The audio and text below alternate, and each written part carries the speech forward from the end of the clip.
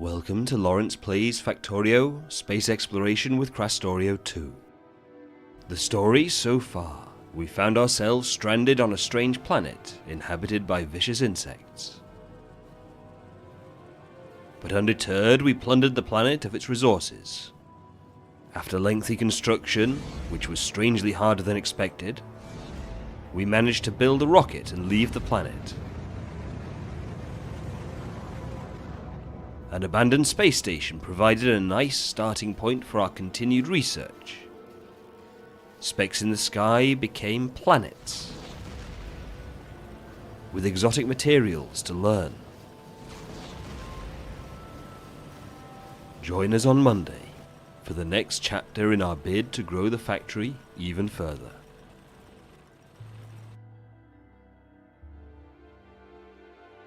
The factory must grow.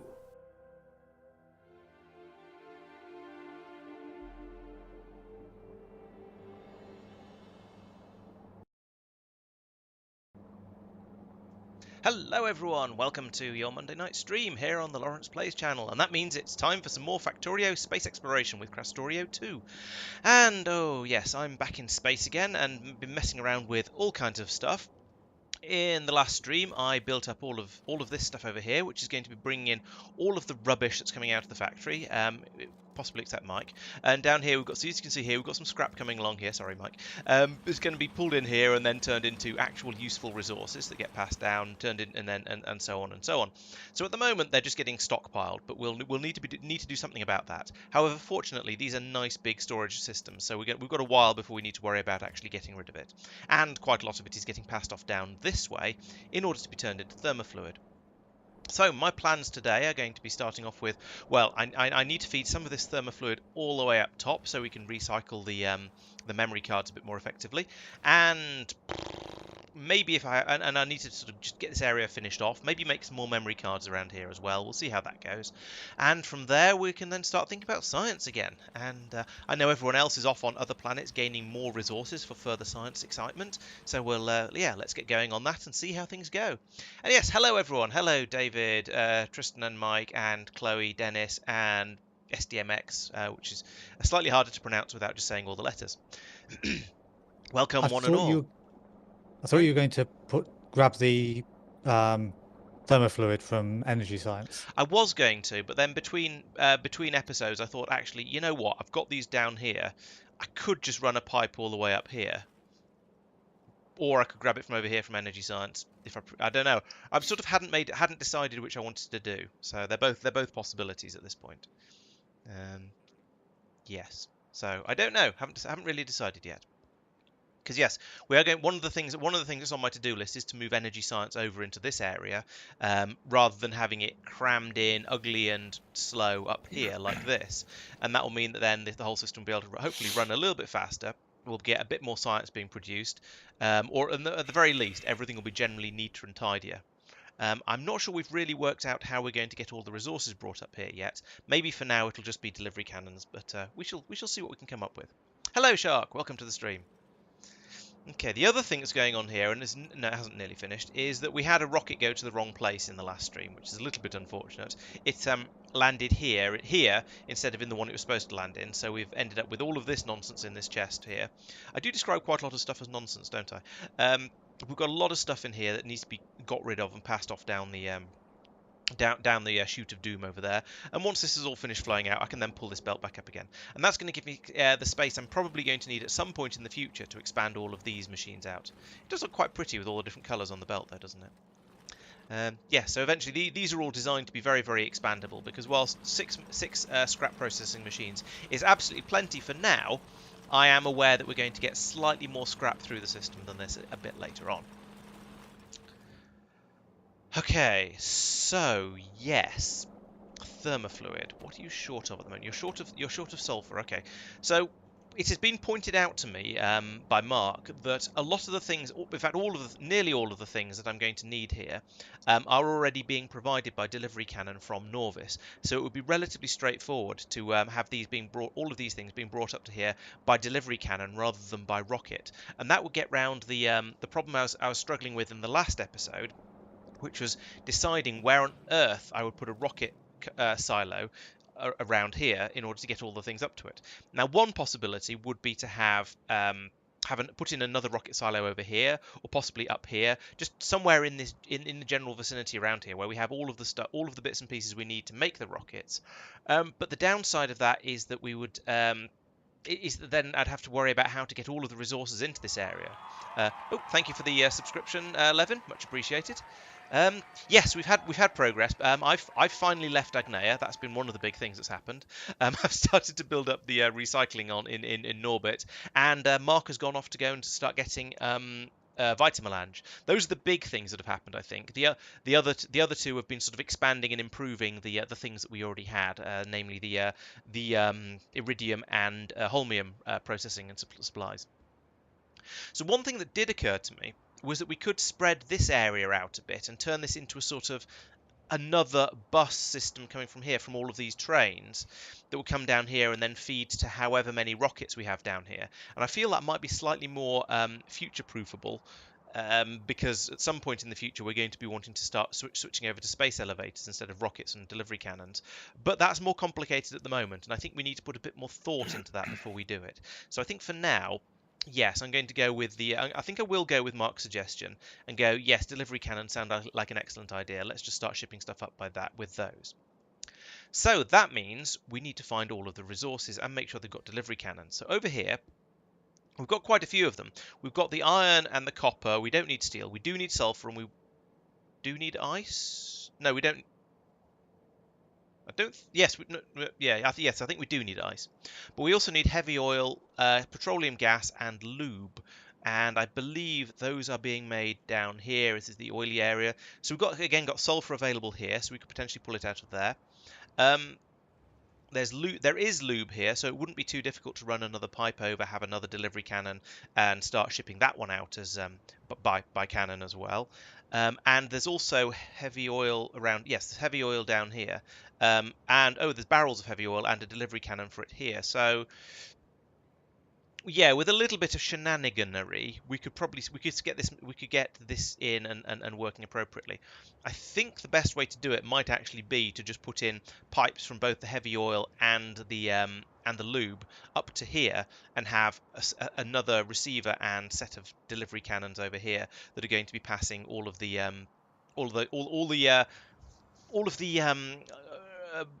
gas-based things up into Norbit. I think that's probably the best way. So that would be all of the back up here. Right, that would be. Let's have a look up here on the request list. That would be all three of these. I don't know if we've actually got petroleum gas in the tanks there, but we can get it over there easily enough, including sulfur. Water would have to come from further up north, but actually, if I take that, there is another good place to take that from. So that seems manageable. I'm going to want iron and copper still, though, so I think that's still going to be that place I was pointing at that sends delivery cannons out to all of the meteor defense installations. That's probably going to be the best way to do that, and so that'll get everything coming into here, hopefully. Let's try and put down a delivery cannon chest, see if we've got any up here. There's one. Put that there, and. No, we do not. Okay, I'm gonna have to order that. Put it on.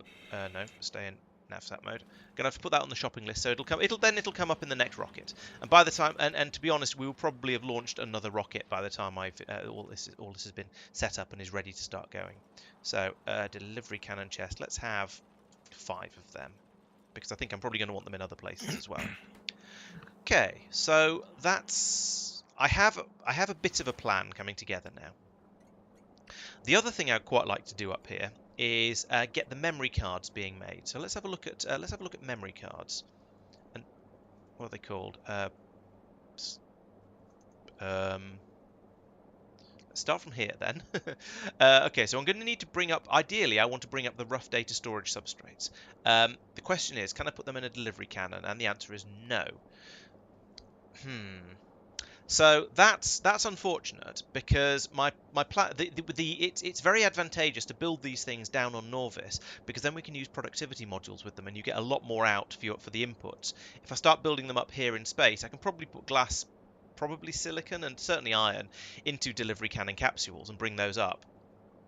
But putting them into the separate, having Where's my brain gone? Right, yes. Bring them all up like that, and then building the stuff on site is significantly less efficient because we can't use the productivity modules, and the machines tend to be bigger, and you end up transporting more stuff around. So it's more expensive logistically, and it's just generally worse. So we don't really want to do that if we can avoid it. So maybe that's something that would be worth still bringing up by rocket. Have to have a bit of a think about that one. However, right now, I can pull this back up now because this is finished being built. So let's also get the bots to get rid of all of this. Oh, yeah, like this. All of this can be removed. Well, this bit in the middle won't be, but did I get that right? Yes, I did. Phew! I came in just in time with that. I didn't get the bots to pick up all kinds of random stuff that I don't want them to pick up. So we can get rid of all of that. I'll come back and finish that off at some point in the distant future, probably. Emphasis on probably. So that means now I can turn these two round and just dump all of this stuff out of this warehouse back into here, and this will get at least some of the things we need, like the lube and the petroleum gas, out here into and hopefully flowing out through these machines. Why are you not? Why are you not? Oh, you're not unloading your barrels. That's fair enough. I did spot that in the when I was making the video, but obviously the video hasn't happened yet. So there we go. We'll deal with this by just dumping all the barrels out onto the belt, and then they'll get stuck here and that. But that's fine because this is a work in progress, and we're going to need to crush them down into steel at some point. I know Mike wants to have a massive barrel carousel that goes around all the different planets. Yeah, I using do. the same barrels up, but I'm not sure there's really any liquids being shipped from Norvis orbit that anybody else wants. So, no.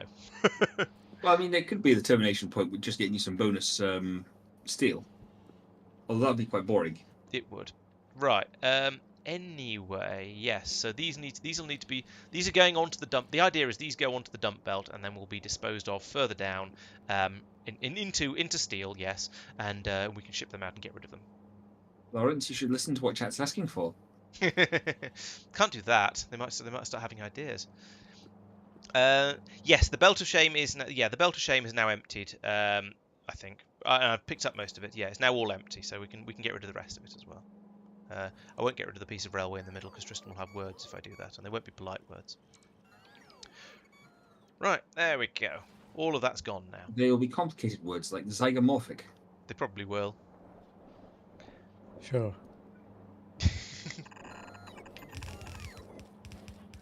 So let's just extend the disposal belt a little bit because that's easier than thinking about what else I want to do with this stuff.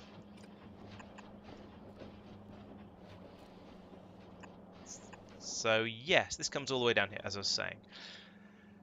Right, I now need to actually... at this point, I've sort of done all the bits that don't require any actual thinking, and I need to actually come up with a plan as to what I want to do next. That's going to be the hard part. So yes, oh yeah, delivery cannon, bringing all the stuff up here for what do you call it? Stuff. Thermofluid. There we go. Oh dear. You'd think I hadn't played for 3 weeks. The way I'm having trouble remembering the names of things. So let's put down some more carpet over here. Where's my number pad? There's my number pad. This is the big downside of a wireless keyboard that has a separate number pad. Is you spend half your life trying to remember where you put the damn thing. So put in a little bit more of this. Your keyboard has a detached number pad. Yes, it's rather silly, and I'm not a fan. Does that theoretically mean that if I came around to your place, I could nick it and wander around just tapping numbers into it, thus causing you endless chaos and disruption? Presumably only if you're parked outside. Yeah, you'd have to be fairly close by. I suspect the range on it is fairly limited. I did say wander around the house, yeah. Sat there downstairs talking to Beth whilst randomly tapping numbers, yeah. I mean, in theory, that would probably work. In practice, if you were here, I probably wouldn't be on my computer. Unless I just needed to get away from you. Yeah, true. So, Mike, you just have to delegate and hand it over to Beth. Yeah. Yeah, I have seen suggestions of using control and mouse wheel for changing the size of brushes, and that seems like a really good idea. Not just so that Mike can't steal my number pad, but more so you can change the size of the brush much more quickly and easily. Because as it is, you end up just going tappity tappity tappity tappity tappity tappity tappity on the plus and minus buttons, which is a little irritating.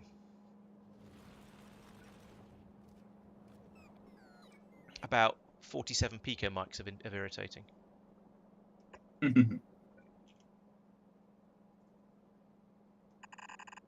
Oop, and my suitors are out of power. How many picomics of irritation is that? Oh, at least 3. Yeah. Okay, so that's going to be It's because I'm my barrel dismantling crunching huge area. amounts of stuff. I think for now we're probably just going to shove that into warehouses. So we're going to do this again on a slightly smaller scale. Copy that much. Let's just put this in, and then I can delete the bits I don't want. If I put that there, then there's a bit of a gap for putting in sort of miscellaneous other bits and pieces that are needed. So we don't want this pipe, we don't want that rail or that rail, and I don't need any of this. But the rest of it can go in. There we go. And I'll have that come down there. I may end up putting in another splitter in here to take if I come up with some other use in this area for steel. But for now, that'll do. And I'm going to need inserters for this as well to chomp the barrels. And you are going to be doing barrel recycling into steel. There we go. Yep. Right. Okay. And then we've got a station down here to get rid of the steel eventually once we have an in need for it somewhere else. So yes, let's go and get the resources flowing. So if I go back over to Norvis now, so the thing is, it's a little bit. I've got a little bit of an indecision here because I'm going to need all the various types of oil. So I'm going to need lube, heavy oil, and petroleum gas from here, and I'm going to need iron and copper, which might as well come from here, but they both have sulfur. Oh, and water. I need water as well. Water could come from either here or up somewhere here. So there are various places I could bring all those different things from, but sulfur is in both of these two. So I think I might as well set up another one of these. It'll do everything except the actual oils, and then do the oils again slightly separately. So if I copy all of that and put it there, I'm going to need to reprogram all of these things to shoot at different places, but for now, never mind. That'll do. In fact, actually, just to make sure nothing untoward happens, I'm going to take out a piece of belt there, because I don't want to start shipping all this stuff off to Met. Oh right, this one isn't even in use yet actually. So, okay, there's lots of these that aren't in use yet. So, in fact, it says so here. As in, it does say so here, and it doesn't say so here. So I could actually just steal one of these. But never mind, I've built an extra one, so that's going to be good for when we actually do need to send it somewhere. So this is going to be receiving the signal from what should we call this? This is going to be let's call this Norbit Recycling.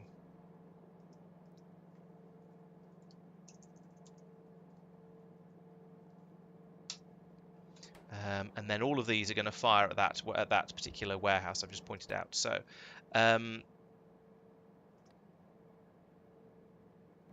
interesting. They've all been loaded. Why are they loaded? Why have you been loaded with delivery cannon capsules when you don't have anything available yet? When you won't have had it? It's probably from when the order stuff was built in, I guess.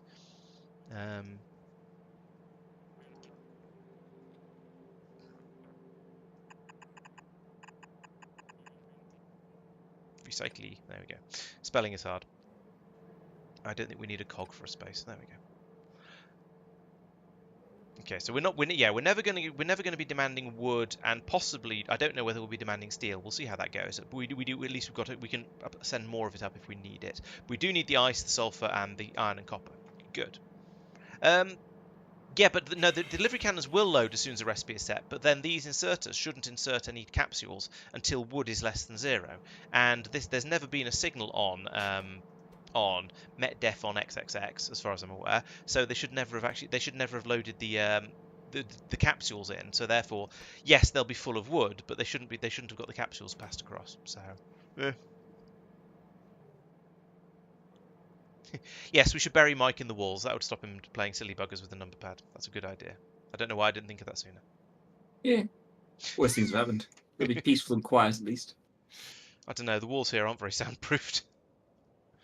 Actually, in fairness, I genuinely don't remember from last time I was there. Although, given that I had a small child... I was going to say, that's probably because you were making all the noise. Yeah. Oh, yeah. oil. That was the other thing I was going to be doing. Right, so over here. Do I take advantage? The question is, do I take advantage of this down here, and the fact there's already oil barrels happening here, and just do petroleum gas and lube in the same sort of area? I don't know. I feel like this is not set up with all of the. It's not set up with the elegance and efficiency that I would expect. But I think that's probably because this is just for sending very, very occasional heavy oil barrels off to places. I That's the appreciate one this to suggestion. initialize. Yeah, that's just for coal initializing. Yes, Kraken. exactly. So it's a little limited at the moment. But okay, let's move it to there, and then we can have a second gun like that, and then one for lube and one for petroleum gas. And what? No? Oh, okay, that's fine. And then machines to do both of those. And then why is there no petroleum? Why is there no petroleum gas?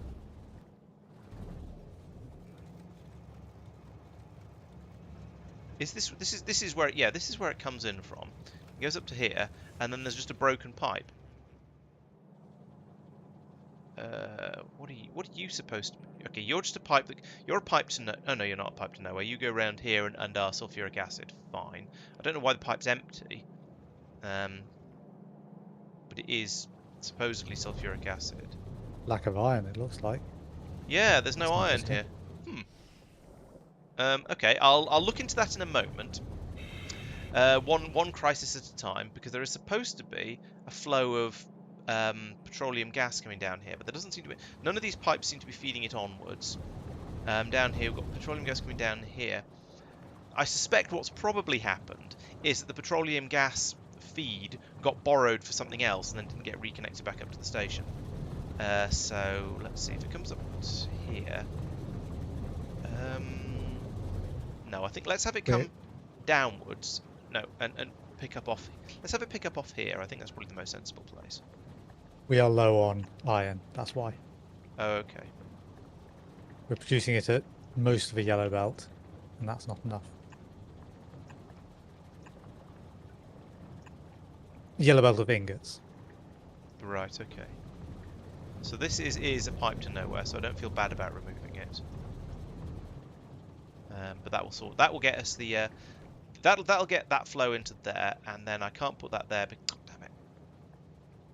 Actually, let's not do it like that. I have a more cunning plan, my lord.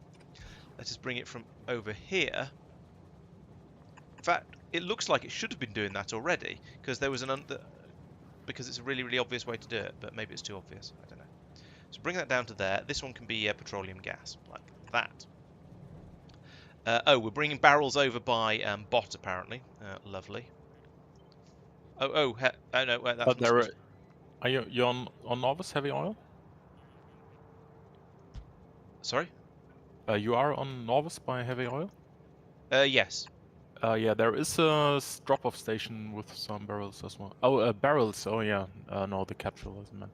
But there is iron up there, so you could produce steel from that iron, maybe. There is not iron, but there should be. If you tell me what fluid it is you need, I can shoot it over to you in a barrel. Thus, you'll have both fluid and a barrel. I mean, I suppose we could have the various petroleum related things being supplied from Agnaia to Norbit. It's a bit weird and silly, but we could. Kothar. No, yes. Agnaia. Because I can send water to Agnaia, which we know needs it.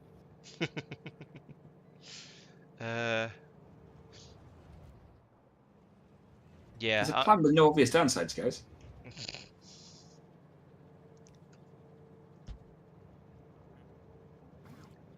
I don't know. It was your idea. That's a fairly obvious downside.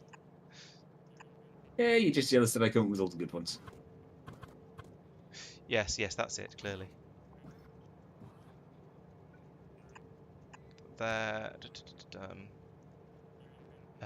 Okay, so that's that one. This one's supposed to be making the petroleum gas because that's what I hooked it up to. So therefore, it kind of has to. And this one is then going to be doing lube barrels, which is this one. There we go. That one. I am aware that I've just used rather a lot of... I'm using bots to bring barrels over here, which I feel rather dirty about. I'm going to have to put in a steel drop-off station in here at some point, I think, and get that sorted out.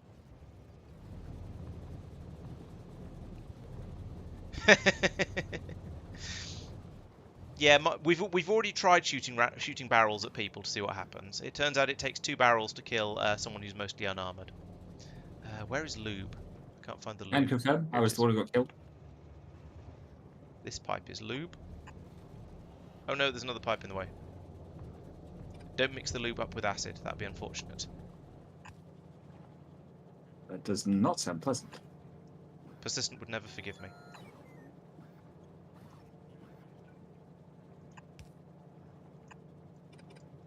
Okay, we'll feed the lube in there instead. That's a much better place to put it.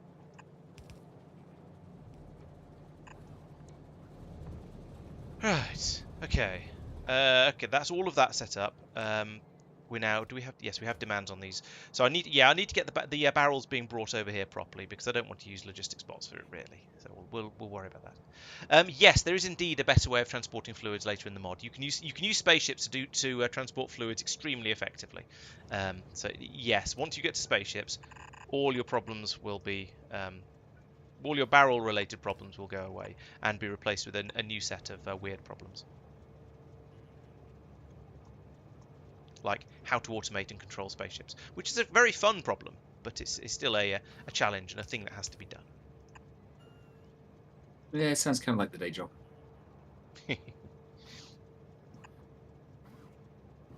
Yeah, these tend to explode less often. Yeah. In fairness, I currently have a 100% success rate. You've blown all 100% of them up, blimey. If that's your definition of success, then A, yes, and B, I'm concerned.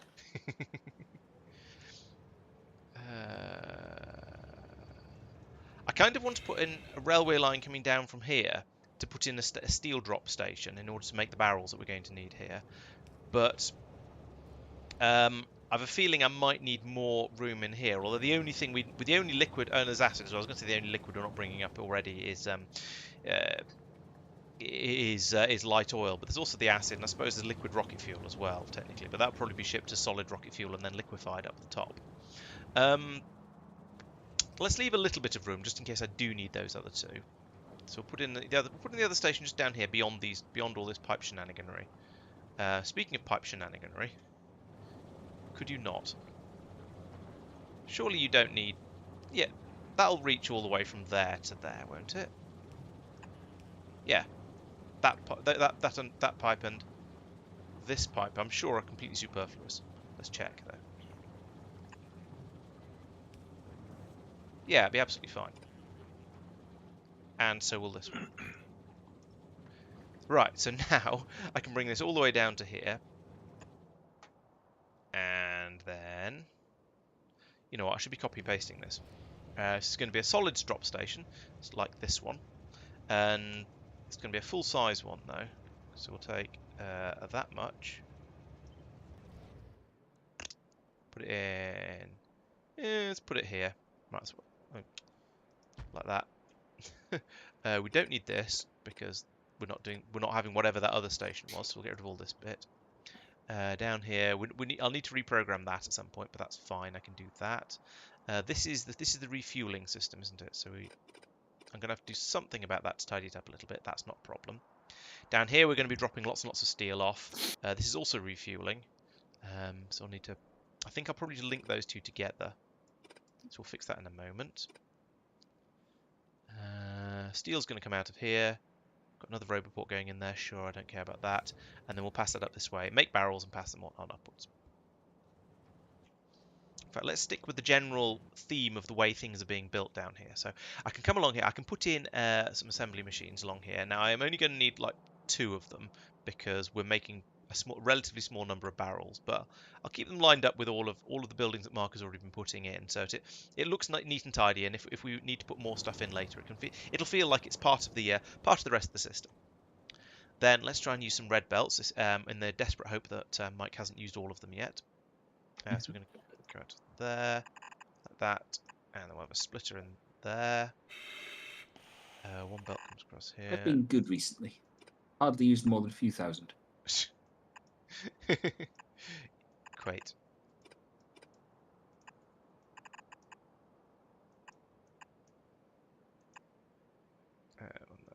One there. And then we have a belt come across here. No. Like that. Like that. And then we'll bring the barrels out here.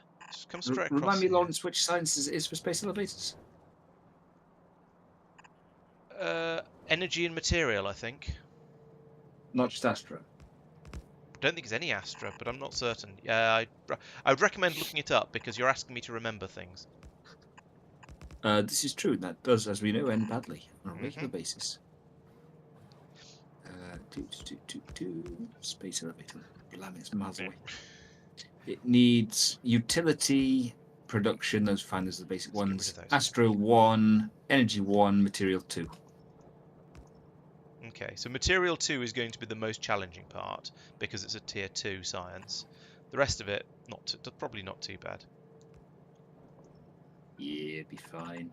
Oh yeah, I'm sure it will.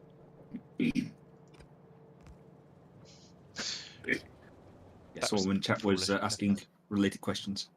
Oh, okay, I missed that. Sorry. Yes, it's a good point. I will need a signal receiver in here. But I can go over here though because it's going to be linked up to all three of these. I'd probably have realised that was missing when I went to start wiring everything up. Where are they? There they are. You're a receiver. Put you there. Plunk. And then, yeah, link that all up to all of those, and we can start. Launching, hopefully. Actually, no, there's quite a lot more building work to do down here yet. Just tried to use Minecraft controls to extract things from chests, which didn't end well. Yeah, I did have quite a few issues with getting confused between Minecraft and Factorio controls back when we were playing both of them. Yeah. And Dyson Sphere program as well had exactly the same sort of issues because, again, even more so with those actually because they're very, very similar games. So yeah, I was forever trying to do things with the wrong controls. Yeah, I get that.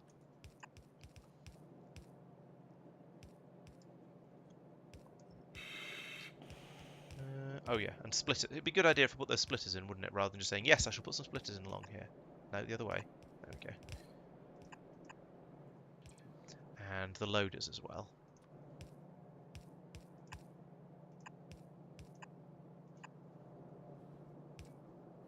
Okay. Oh, and I suppose I should give it some power. And you guys, you're going to be making barrels, which is very, very, very, very exciting. I know. Barrel. There we go. And inserters for everybody. And then, yes, I guess we should power everything.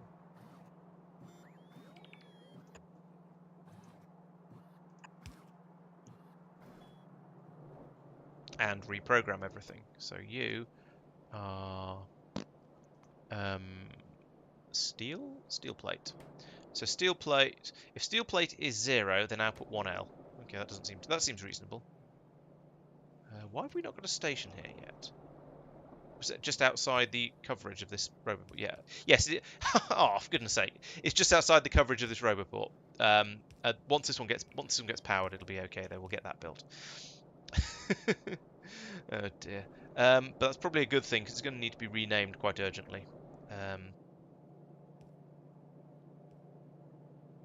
fact, let's do that because then it'll go in with a generic name, and I won't accidentally end up with a pile of capsules, delivery cannon capsules here, which would be most frustrating.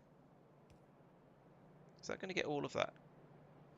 No, it's not. Oh, for goodness sake! I'm going to need to put in another roboport over there as well. This has not been built yet, but okay. So that's going to get me most of what. Yeah, I think that's everything that I need now, isn't it? So we've got the ice and the sulfur, the iron and the copper going from the northern one. We've got heavy oil, petroleum gas, and lube coming from this one. So here we will type this into from Norbit recycling. I should probably call that from Norbit recycling, really, but never mind. And then cables. So you connect to that one and the pylon and that one. It's always handy to connect to a pylon because then you can tell when there's the thing you actually want. Then you can mouse over it to see what signals are actually coming down the network. So over here we are going to enable this when there is, what are you? You are heavy oil. When there is fewer than when there's heavy oil is less than 0. Good. Heavy oil barrels specifically. You are going to run do the same thing for petroleum gas barrels, which is the purple one there, that one, when it's less than 0. Good. And you are going to run when lube barrels are less than 0 as well. Good. So now this should all work. We'll eventually, I'll eventually get this set up, and then we'll have then we'll be able to get some stuff through there. Let's nip up here for a moment. Oh, well, actually, I can't do anything yet until we've got the delivery cannon chest up here, and that's not going to happen until the next rocket comes up. So at the moment, this whole area is just going to have to wait.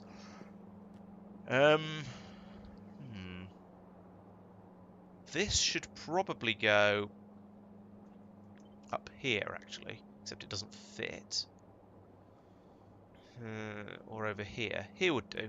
Yeah, let's get rid of one of those and put it in bump here, because then there's plenty of room all the way around this warehouse to feed out all of the stuff that's going to be needed elsewhere. Because we're going to be having copper and iron coming up here as well and flowing out to top these up as required, and we're going to be having ice coming up, which is going to need to be turned into water, but that's okay. Ice can go into here and go through there, so that's fine. We don't need to pass ice out.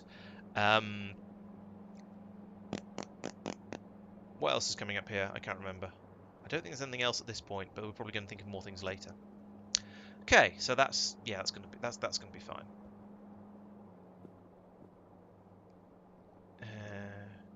Okay, let's have a look back on Norvis and see how long it's going to be until we actually get this rocket launching up with the with the delivery cannon chest in it, and make sure it's actually got the chests. There they are. We've got 18 of them. I ordered 5, and for some reason that means 18, but you know, that's Factorio maths for you.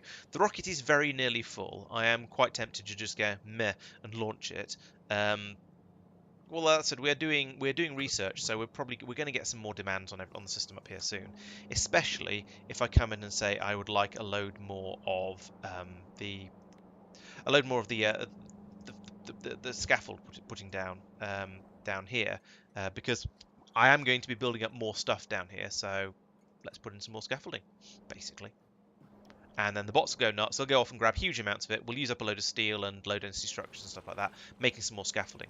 I could also put in some more across here because I'm definitely going to need a lot more recycling machines at some point. So let's put a bit that sticks out like that.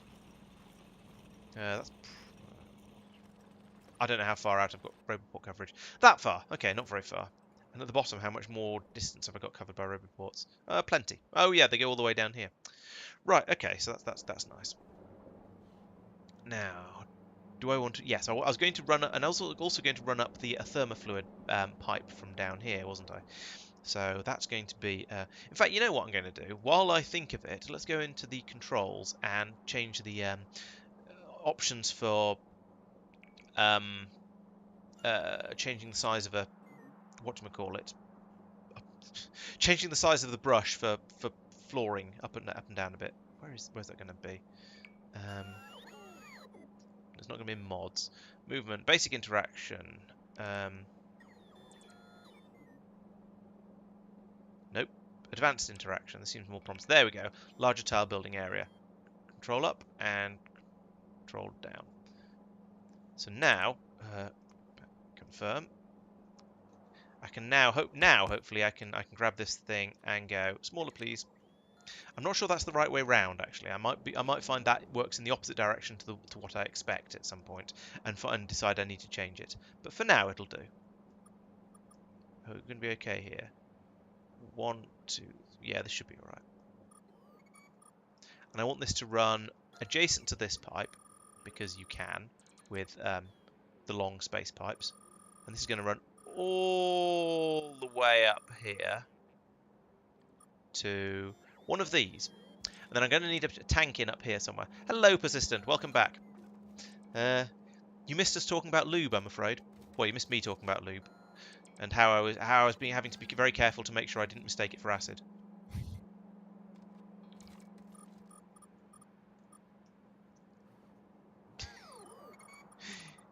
Yeah, it seemed like an unfortunate one to get wrong. Tristan, similar minds, right? Presumably, given you're referencing something I'm doing. Yeah. I was going to say I don't know, but I heard a snarking noise from one of you, so I was wondering if it was related to that. No. That got built quickly. No, you. I think Mark was coming down to use his train to make a uranium mine. Oh, That I is see. already in no, use. no, it's making a the uranium iron mine. stuff. Oh, right. Okay, I was doing that as well. Yeah. Oh yeah, I forgot was about waiting that for in my the landfill. travels. I thought I noticed it and went, oh yeah, that's a problem, and then didn't fix it because I forgot, as is traditional. And now I'm looking for the mine. Oh yeah. Oh nice. Are you full yet? Fortunately, that train does not have enough Petroleum gas is coming in slowly. rails. Ah. I might up the request amount for that blueprint Yeah. thing. It's only 28 stacks short of being completely full. I don't know why. I was going to say I don't know why we're not requesting more iron and steel at the moment, but I guess that's coming in. Oh, that has to be an entire train load. So using up steel isn't going to be a particularly fast way of getting more stuff into the rocket. Didn't think of that. We are putting in more science though, so that's going to fill. It's hardly going to make any difference. That stuff stacks up to 200. Jeez. You know what they say? A watched rocket never boils.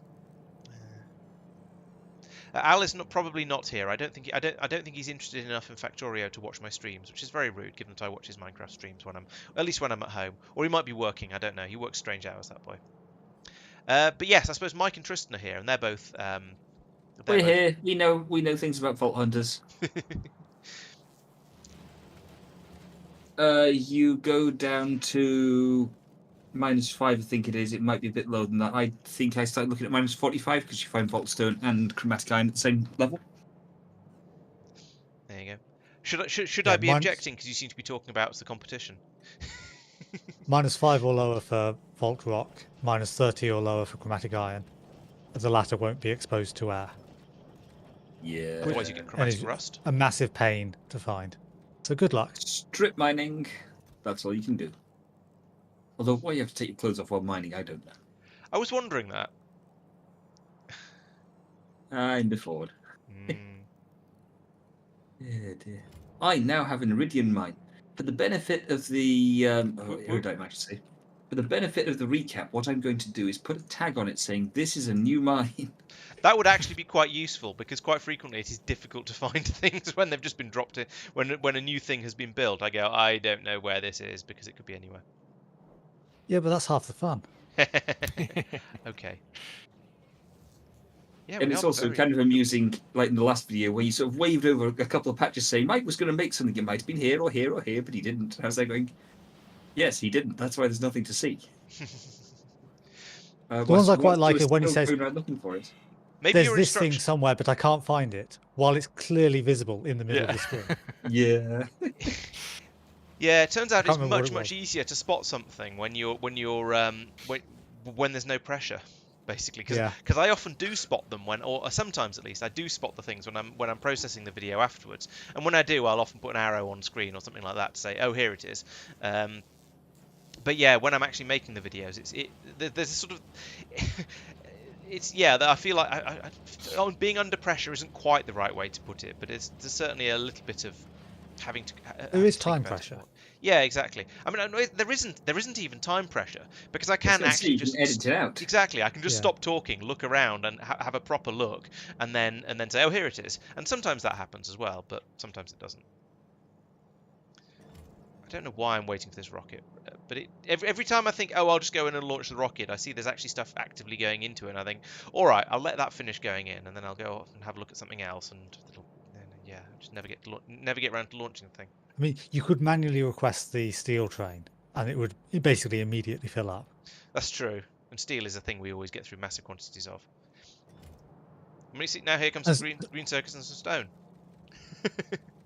And actually, steel we're fine for. It's just iron that we're not. Although presumably, if we put more demand on the steel, then some of the iron will go into filling up the steel buffer, and therefore we'll have problems No, again. because it's not steel. It's not iron ore. Oh, It's okay. just It's just the processing. the processing time. Okay. We are.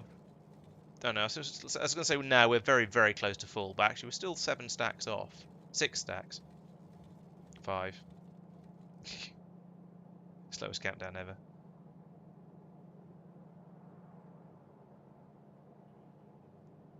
Anyway, let's stop staring wildly at it and go and do something more interesting. All right. Yes, some of the steel will come from the barrels we launched. I'm not sure where it's going to go yet, because it's going to end up in these warehouses, and then at some point we'll train it to somewhere, but I haven't decided where that's going to be yet. What have we got here? Oh, this is iron coming in for making the thermofluid. Good. And then we're going to get sulfur coming in here eventually once we're able to turn this whole system on. So that's that. So now we're back to my previous dilemma about exactly what I should do about memory cards. Because I was thinking it would make a lot of sense to make the memory cards in this area, because then they could be shoved on a belt, go on to and put into wherever it is, this station here, which is going to be collecting the memory cards and then shipping them out to wherever they're needed. However, I can't ship the substrates up here by delivery cannon, and we don't have spaceships yet. So that means either having a rocket that is just bringing up memory card substrates, which I mean I technically I could do, but it just seems a little bit silly, or building the memory card substrates from red circuits and silicon and glass. No, not red circuits. Silicon, glass, and something else up here on site. But that has the problem of not getting the productivity boost. And where we're building them at the moment over here, we are getting how much of a productivity? Yeah, we're getting quite a good productivity boost there actually of 24%. So it would make it significantly more expensive to make those, and also I'd have to start bringing up silicon and glass and rare metals up to that area, which is again a little bit messy and a bit of a pain in the wasn't. So maybe I think the answer to this might actually be another rocket. Just go sod it. I'm going to have a separate rocket that brings the memory card substrates up, because we are going to get through those in massive quantities. I think I've talked myself into that now. So now I just need to finagle this system down here to allow me to make more rockets. Now we have these 3 over here. I think these are historical rockets that we're going to Drakit and Taishakuten and Norbit, apparently, back in the days before we had the big rocket outpost area down here. So, given that, Mike is ordering large quantities of explosives, I see. Am I? Oh, yeah, they are. Yes. Laurence, So, given that, yes. if you remove the belt with the substrate on from there, which you're going to do because you're putting it into a different rocket, Yep. you can, if you don't mind a bit of spaghetti, you can put the silo in that space, and you've got the 2 relevant belts right next to it. Well, that's true. Yeah, I've got then I'd have this one down here and the rocket pods from here, kind of. I'm not sure where the rocket pod supply is. No, I think we have a supply. relatively small number of them that are just going round and round in circles. So they get, yes, this is what happens. They get flown from here. They go up to Norbit orbit. Then when we've sent up so many rockets to Norbit that the rocket up there fills up, it then comes back down and brings them all back down here again, where they go round and round the system. So probably just build up a buffer and in a chest first. We need a buffer, and I think yes, they're being built over here because reasons. Now the problem with using a rocket to bring stuff up to here is I would then have to dispose of all the rocket sections, and that's going to and pods and things that come up this way. So that would mean probably a disposal belt going from here up into here, which is frankly horrible. Or putting them all into another train and bringing them up here by train, which is also kind of horrible.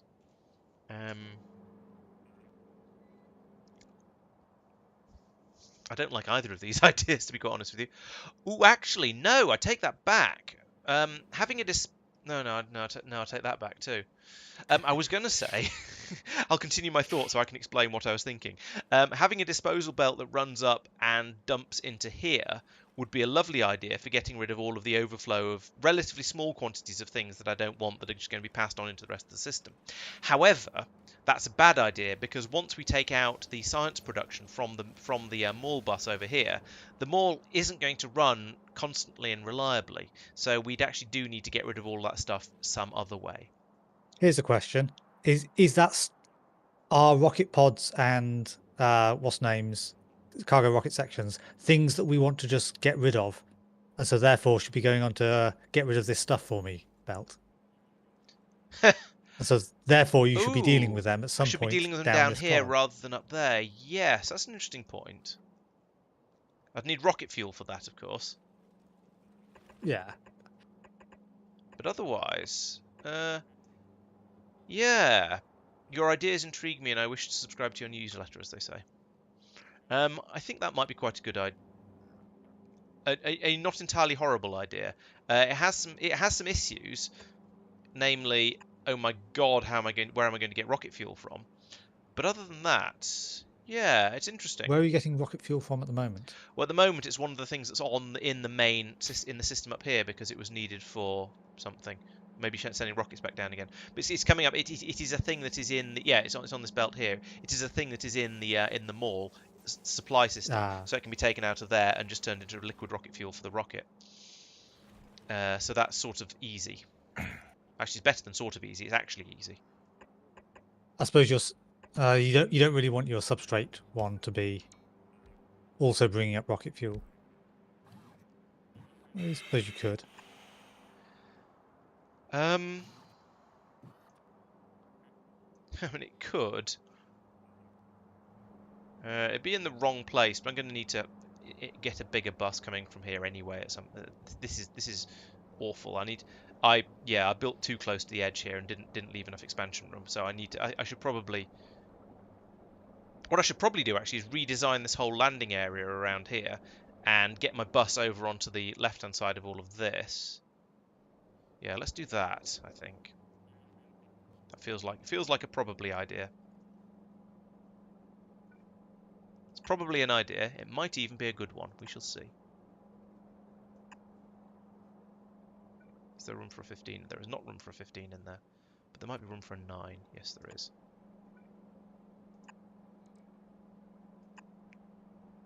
And a 3.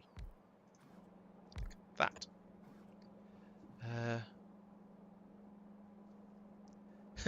It's the belt of shame. Yeah, the belt. No. I've shot down my idea for the belt of shame because that was my consideration, and I was going, hey, yes, I could just dump stuff up here, basically up the belt of shame. But I can't do that reliably because there isn't going to be enough load on the systems over here to reliably take everything that this area is going to want to give. So unfortunately, I've had to abandon the belt of shame. I know you're all very disappointed by this. But it looks like that's going to be the case.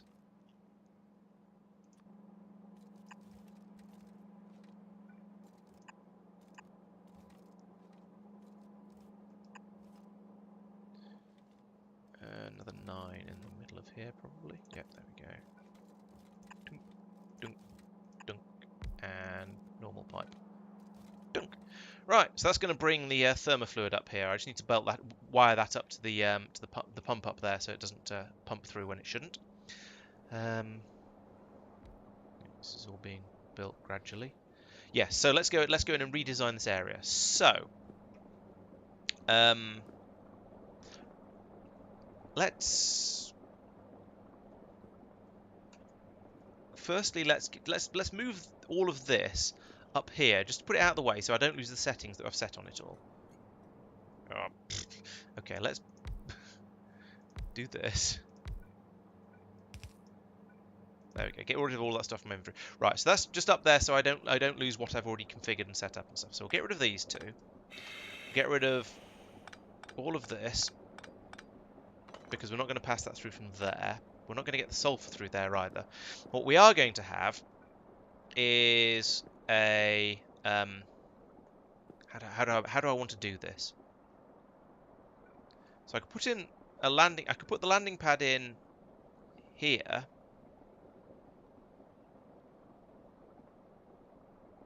That seems reasonable to dump straight into here, and then have another warehouse over here that takes all the stuff that's going to go, all the other stuff, out from there.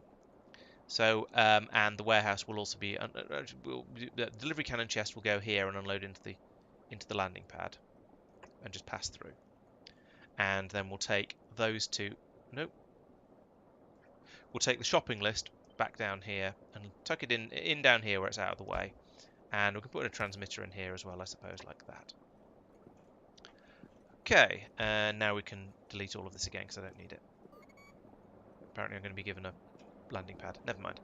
Okay, so then we are along here. We're going to be feeding across ice, and we've got how much? Yes, we can put in ice and the 3 barrel types. So this is actually going to work for once, which is nice. So over here, resources. We're going to have the where is it? Ice up there. No, don't unclick. And then we want the barrel types. So we're going to have the lube, the heavy. That's liquid rocket fuel. Heavy and the petroleum gas. Gas. Purple, there we go, that one. So those are going to be passed out. No, that was whitelisted, wasn't it? Yes, it was. So pass all those down there like that. And we'll do the same in reverse across here. Blacklist. So we'll end up with everything else going over into this one. And then we'll pass them out appropriately. Any point to keep on cobblestone? Who knows? You can crush it down into sand, and it's very useful for holmium processing. It's also used in a lot of redstone components, and is generally helpful to have. Although, if you get silk touch, the stone is more useful. Persistent means the vault cobblestone. Oh, at which point to make polished vault stone, which yeah, you need a bit of it, but not a huge amount. Okay, so we can put a bus going down there. You need it to make the altar. Not the altar, the portal frame. Yeah, I think there's a few of the uses as well, but it's pretty minimalistic. Yes, the sulfur is going to flow down, come out of here. So the only ones, only the things that are going to be fluids are going to be going in here. I say going to be fluids because that includes water that way. So we're going to get those 3 out of here like that. Then the water from the ice here, and then the sulfur and anything else I end up bringing up here, like memory cards, it's going to be passed through to here. Now I do also need to unload this into there, and I suppose I should probably power all of this because if I don't, it's going to have a SAD. And then I should set this one to what we're going to call this? We're calling this Norbit Recycling.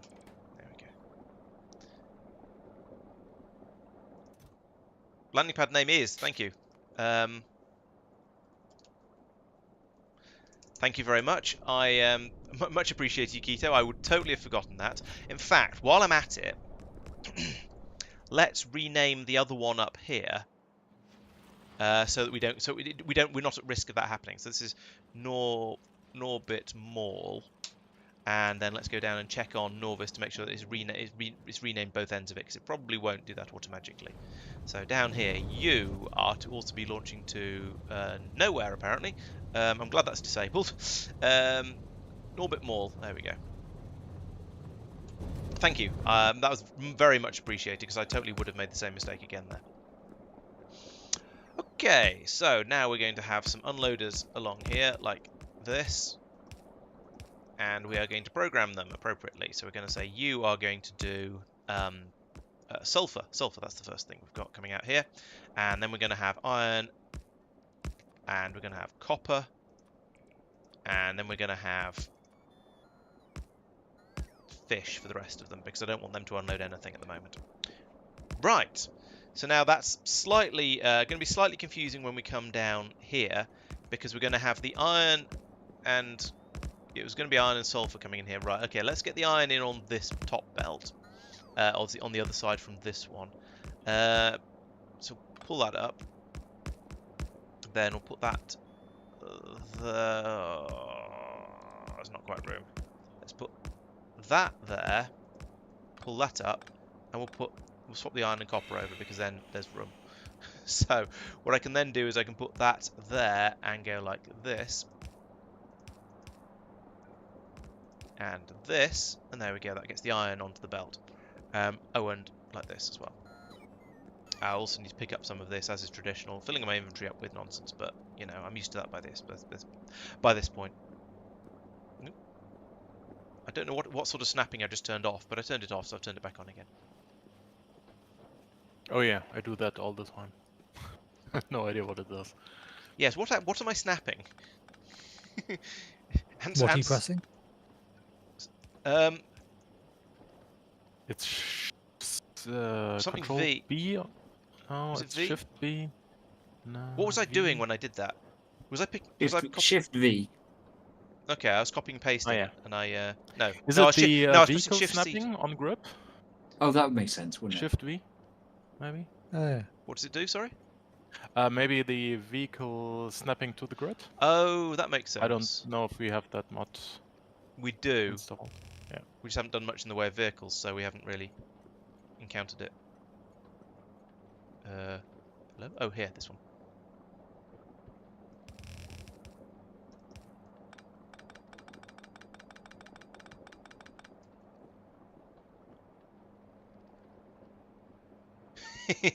Yeah, we would have laughed. I mean, it's not the end of the world because it is now a solved problem. It just means I need to run a belt of shame all the way up the side of the factory, which is not an insurmountable problem. I can do that if I have to, but I'd prefer not to have to, to be quite honest. Yes, vehicle snap. Now, here's a thought. I'm going to redesign all of this because I've had an idea, and everyone's going to go, "Oh no," because that's what they're like. But if I'm automatically worried. It is a known. couple of belts like this, it's all right. It's only my stuff I'm rebuilding. No, not like that. Like that. Feed that in there. Pretty. And then the same over here. Then I've got my iron and copper. Yeah, I'm just feeding this. It's going to be a little bit excessive actually. It'll work for now. We'll use it. We'll let that dump through for now, and then I'll sort it out and put some limits on it at some point in a few minutes, so we don't get ridiculous quantities of iron and copper in here, because the overflow is supposed to go into the stations up top. But for now, I think this is quite a neat way of just getting rid of some of the excess. And in the interests of compactness, I'm going to do this. I don't know why sulfur deserves its own belt, but iron and copper don't. Probably just because of when I started building them. Iridium mine, or iridite mine, has made quite a significant difference to the throughput. Yeah, it will, because you can just build much more quickly. You can get a much higher flow throughput from it.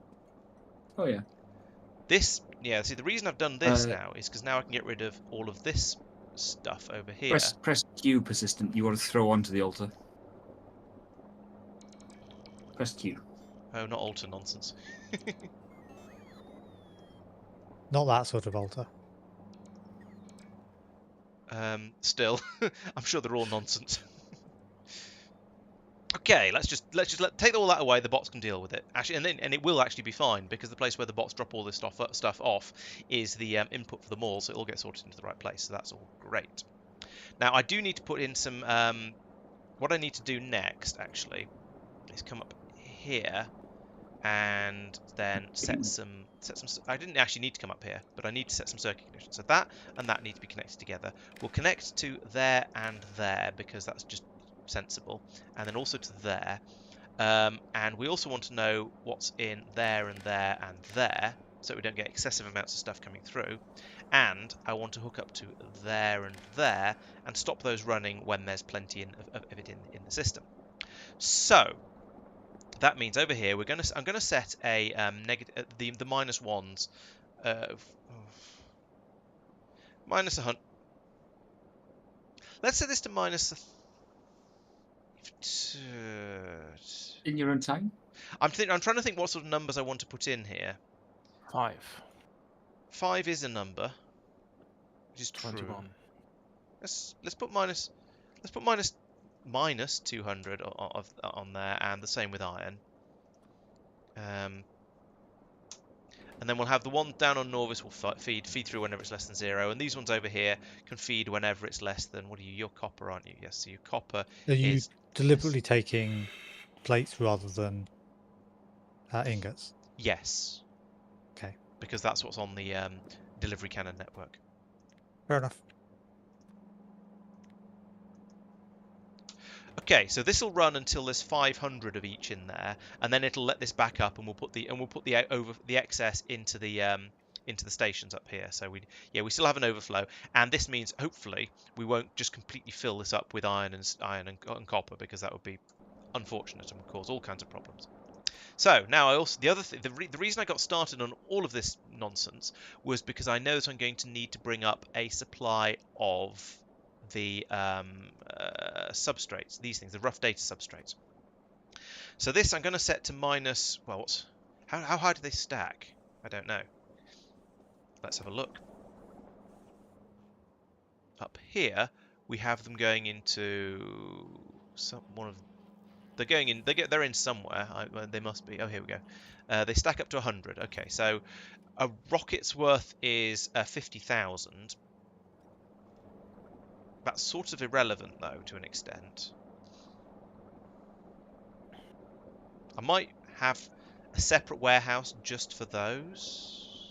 I feel like that's a good idea.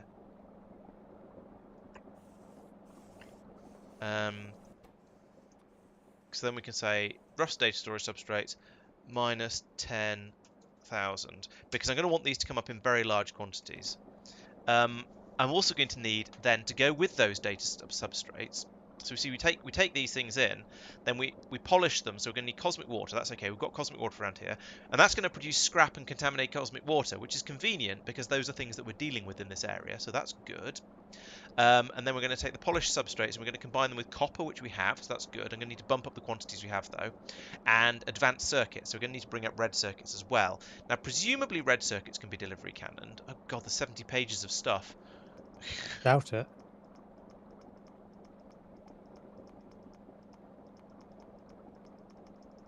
I thought circuits generally couldn't be. I don't know, but there's 70 pages of stuff and I'm clicking through far too quickly to be able to tell what I'm clicking on. Circuits cannot be cannoned. Ah, bum. Okay. Well, we're going to bring circuits up in the rocket as well. The red circuits up in the rocket then, because we need them in far too large quantities to even consider making them up here. So we're going to be feeding red circuits and substrates into the new rocket. Hello, Madman. Welcome. And what is cooking? Well, I'm extending my recycling area to also produce data cards at the moment. That's what's cooking. We're cooking with data cards. Circuits cannot be cannoned because they're too delicate. Fair enough. Oh, loud persistent is loud. Okay, so right, that means yes, we're going to be putting them into the rocket as well. So that means they still need to go onto the shopping list here. So red circuits. I'm also going to want like 5,000 of those at a time. So we'll do that. Wait, this needs to be more than 10,000. These numbers need to be bigger, because we need to be able to fill a rocket up when we start to run low on stuff. Ugh. This is going to be a very, very large number of these things. Okay. So it's 50,000 is what will fit in will fill a rocket. So let's say 50,000 substrates and circuits. Does circuits stack to 200?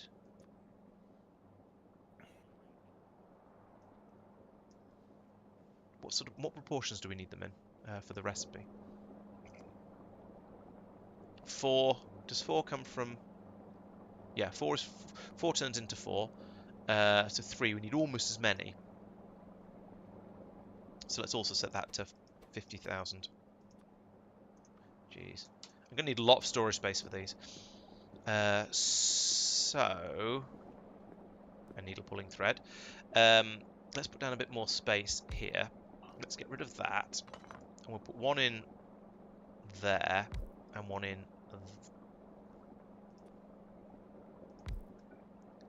there. And then we're going to do this by loader, because this isn't going to be quick enough. How do you even do this without having a massive quantity of stuff you don't want coming out? I mean, I do that, and oh, there's nothing in the in there, so it's okay. That was fortuitous. I suppose you copy and paste one that does something you don't want. Is that right? I think that's right.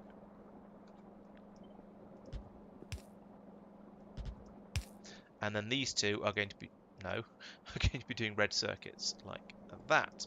So we'll get all of that stuff unloaded nice and quickly into these warehouses, and we can then bring it down from there. However, I must remember, this is very, very important, must remember to then link them up to the circuit network, or all kinds of hell will break loose when we get the stuff goes into here, doesn't get counted, and we bring infinite quantities of it up, which is bad.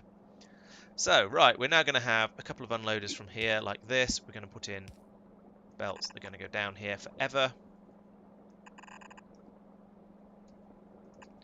And I'm going to redesign this system a little bit here, because it occurs to me I'm going to need a lot more copper, but I'm not going to need all that much. I'm not going to need anything like as much iron and what's the name for throughput. So we're going to have the this belt go like this, and pick up those two, and then I can pick up this belt all the way down here.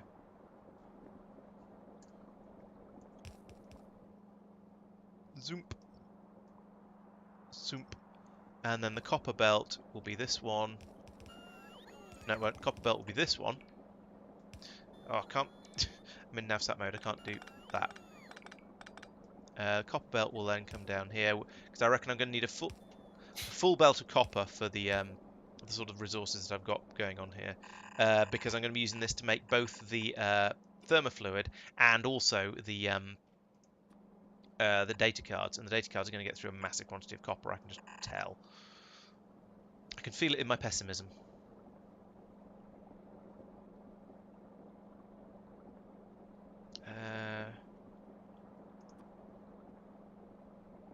So we're going to have another belt come out here for the next two things, and then one, two.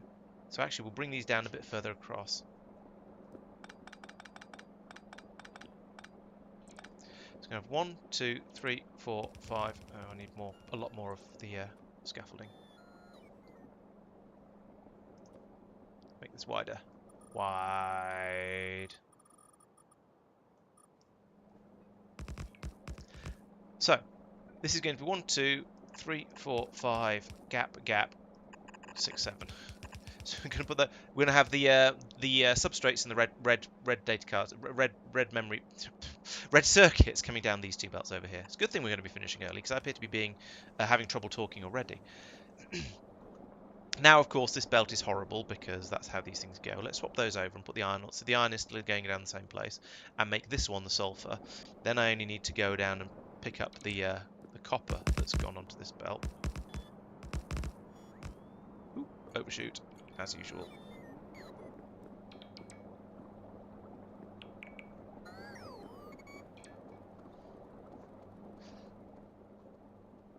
That's getting built. Good. And all the other things are flowing through as more or less as expected. Okay, so where have I got to? That's my next question. I think I need to start getting the bits and pieces actually shipped up here. Now that we've got everything in place, and I've got requests, and I think I've got things arranged more or less where I'm potentially going to want them. We shall see. We shall see how accurate I am about that. But I think I've got things arranged more or less where I'm going to want them in the future. I can actually start getting things shipped up here. So we've got this one set to Norbit Recycling. If I go down to Norvis again, not you, over to here, let's get the southern one at Big Oil started up first, because it's still not got any barrel. Oh, I haven't programmed this. That's why. You are to be a steel drop station. Is there a steel plate drop option in here? Steel drop. Steel ingot, steel plate pickup, steel drop is steel plate drop, right? Most likely, yes. Let's live dangerously. I'm pretty sure it is, because I don't think we've really started using the ingots anywhere other than sending them into space. Yeah, there's a steel drop on the bus. That's requesting Okay, good. Thank you. Plates. Right, it's now heading off to steel plate pickup. So we'll get some steel here sooner or later. So over here, are you guys all no, you're not programmed. You are going to be a heavy oil delivery system, which is apparently in here. Heavy oil barrel, and you're going to ship to Norbit. Apparently you're building already. This concerns me. Norbit. There we go. That one. And you're going to deliver to here. Why are you already? Oh, okay. Oh, you'd already loaded some barrels. Oh no, you're loading because it needs it. Okay, that's fine. Fire away, please do. Right, you're going to be doing the petroleum gas. You're shooting at not this planet. That'd be silly. Norbit. There we go. And also shooting at that delivery cannon chest there. Good. Turn you on. And you are going to be doing lube. And you're going to be also shooting at Norbit and also at there. And we'll turn on the lube gun as well. Bloop. Okay. Good. I think. Probably good. Now, the other ones, they were up here in this area. So we've got Norbit Recycle, that's this one. We should start making small plastic text plates at some point so that the bots can put them down. Although, actually, it doesn't really matter because the ghosts are just as legible as the actual text would be. So, you know, it's fine. Are you programmed to receive from Norbit Recycling? You are. Excellent. So I want you to go to Norbit there. Back. I haven't turned it on. Never mind, do it in a moment. Norbit there. No, not you. You.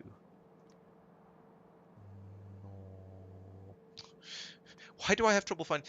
Do I have trouble finding Norbit? Because I keep saying Norbit rather than Norvis Orbit. So my brain is saying, my mouth is saying one thing, and my brain is trying to read something else and failing at it. So I'm not quite sure, but it seems to be difficult. Right. Iron, copper, sulfur, ice. Right, and there we have all of the stuff arriving. Hang on, Trout. This is there's a link missing here. That and that need to be linked as well. Otherwise, we're going to end up with all kinds of crises. We need to ship up quite a lot of stuff yet before things will be happy. But we seem to have rather a lot of lube, so that gun obviously got a little bit carried away. I'm not sure why. I didn't know we had a lube gun. Maybe that was the lube that came in before and we dealt with. Right. Have we now had a steel delivery? No.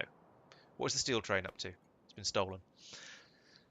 It is heading to steel drop. I wonder if it's heading to this steel drop. This is the problem with having with this sort of system is you can't is you don't know which of the steel drops it's heading to. It does seem to be heading out westwards though, so I'm cautiously optimistic. Yes, there's not much else out this way I don't think that requires steel. So it's probably coming over here. Oh, red cable to the station. Good point. That's a very good point. That might be why it's not working. Where was it? It was down here. Oh, yes, you're quite right. So it will get infinite trains, which is not what we want. So plug that in there. And then we'll say set train limit. Doop, there we go. Are those running a bit slowly? No, we've got plenty of power. They're probably only running slowly because we're down to 32 UPS. Okay. All right. I can sort of live with the inserters running slowly because it's a UPS problem. Ish. Oh, and speaking of times and things like that, it's now 8 minutes of game time until we've been playing for 100 hours. So, ooh, and gosh, and stuff like that. That's 100 hours of in-game time, of course. Times. So we'll get there in probably half like an hour. 150 hours playing. Yeah. Yes, I mean, we're running at... Oh, it's gone up to 37 UPS now. Did someone stop doing something? Marc's train nearly finished charging. I suspect a nearly isn't going to make much of a difference. Well, it dropped from 4 Tesla towers charging it to 2 Tesla coils. What the hell? Why am I ordering 1,000 barrels of lube? That seems excessive. That is what I'm asking for. Let's take that down to 10. Do you not basically, just want a single stack? Because cannons are pretty much instantaneous. Yeah. Maybe this is probably from when I was planning it to be a rocket or perhaps a train.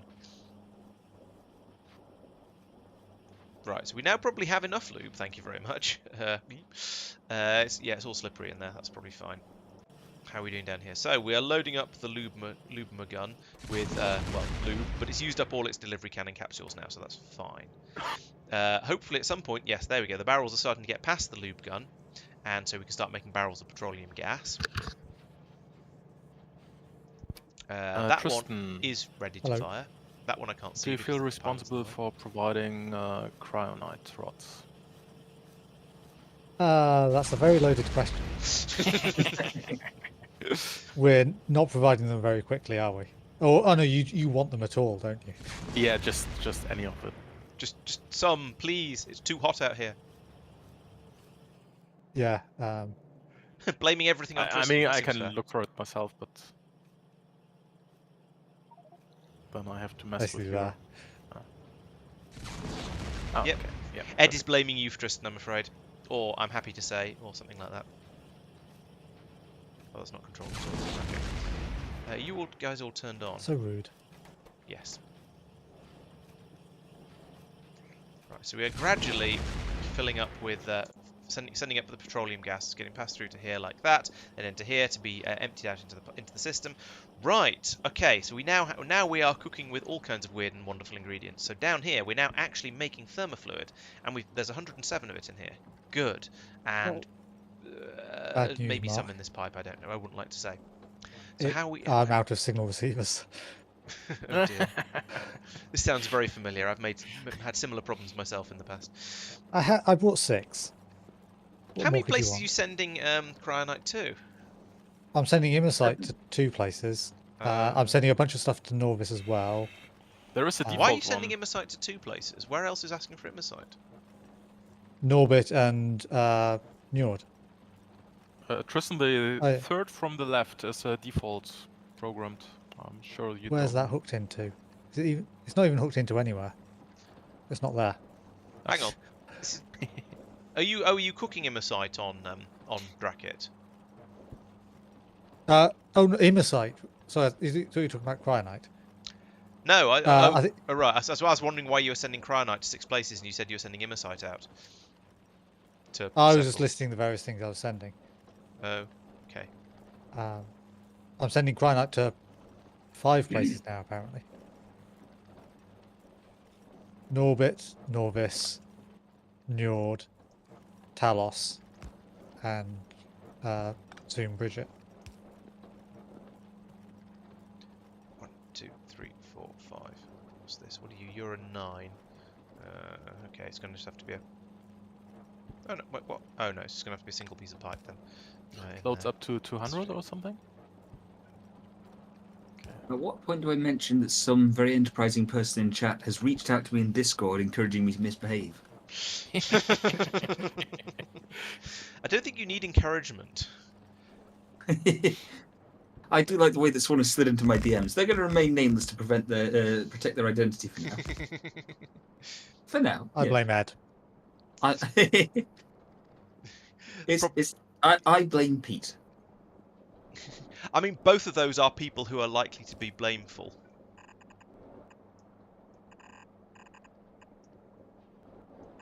Blameful? Yes. Full of blame. Blameable. Yeah, sure. I mean, you know, definitely those are words. Words are hard. Dear. And somebody else has just slid into my DMs. No. Do you need us to ship some lube over to you? I will defer to the people who've been sliding into my DMs whether or not lube is required. Oh, Persistent is offering to supply the lube, so you should be okay. Oh dear, it's taking a turn. That's all I'm saying. Apparently, it is that sort of channel. Ooh, I need to put in a couple of pipes over here. That would help get the thermofluid up to the top. There we go. I suppose what you haven't really mentioned yet, Laurence, which you possibly want to, is you've got your Discord, you've got your Ko-Fi, you've got your blah blah blah. You've also now got your OnlyFans account. Please don't.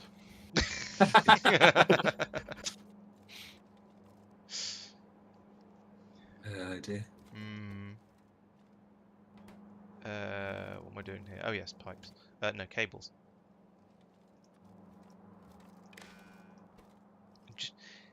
I've told you, Mike. No matter how many times you ask and beg,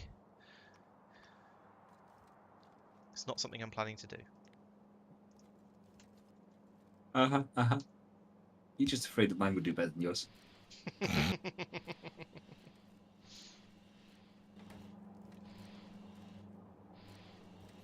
Oh dear. I blame Mike.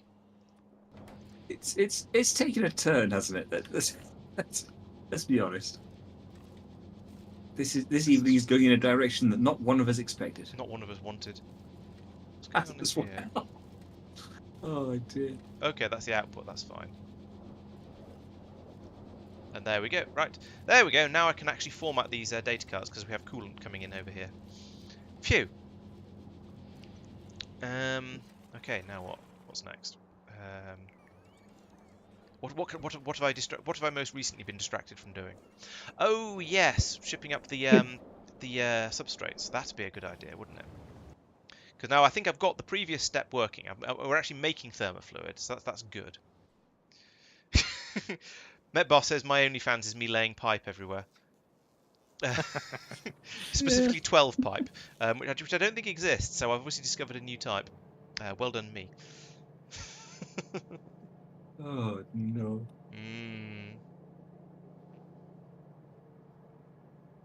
Okay, let's get rid of...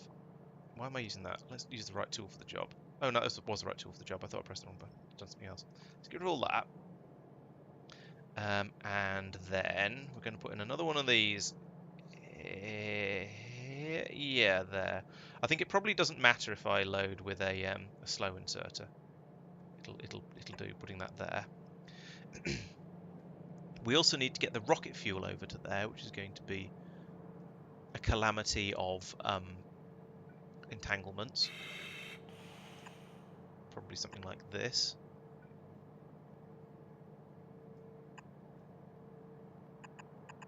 Yeah, go around the top there, and like that. Which also feeds this rocket, which is mildly convenient, except I don't think it's intending to go anywhere. Tristan, you don't have any more belts on Dracut.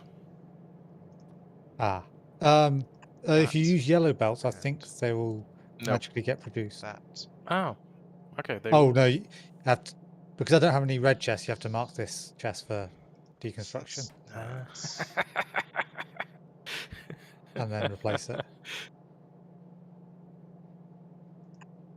Okay, that's the way to do it. I'm working on a plan to prevent me from needing to deconstruct stuff to replace things or just tweak things when I'm remote. Is it a Spidertron? No, it's a low-tech version.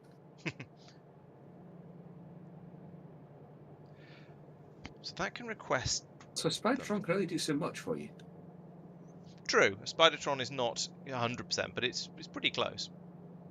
Oh, rocket can be side-fueled. Oh, okay, that makes that a bit easier. Let's get rid of all of that then. Okay, you're not making underground, right? There? I don't know which. Correct. Oh, yes, so it can. And that's what? One below the top. Okay, so... There is a bunch of stuff needed. I can...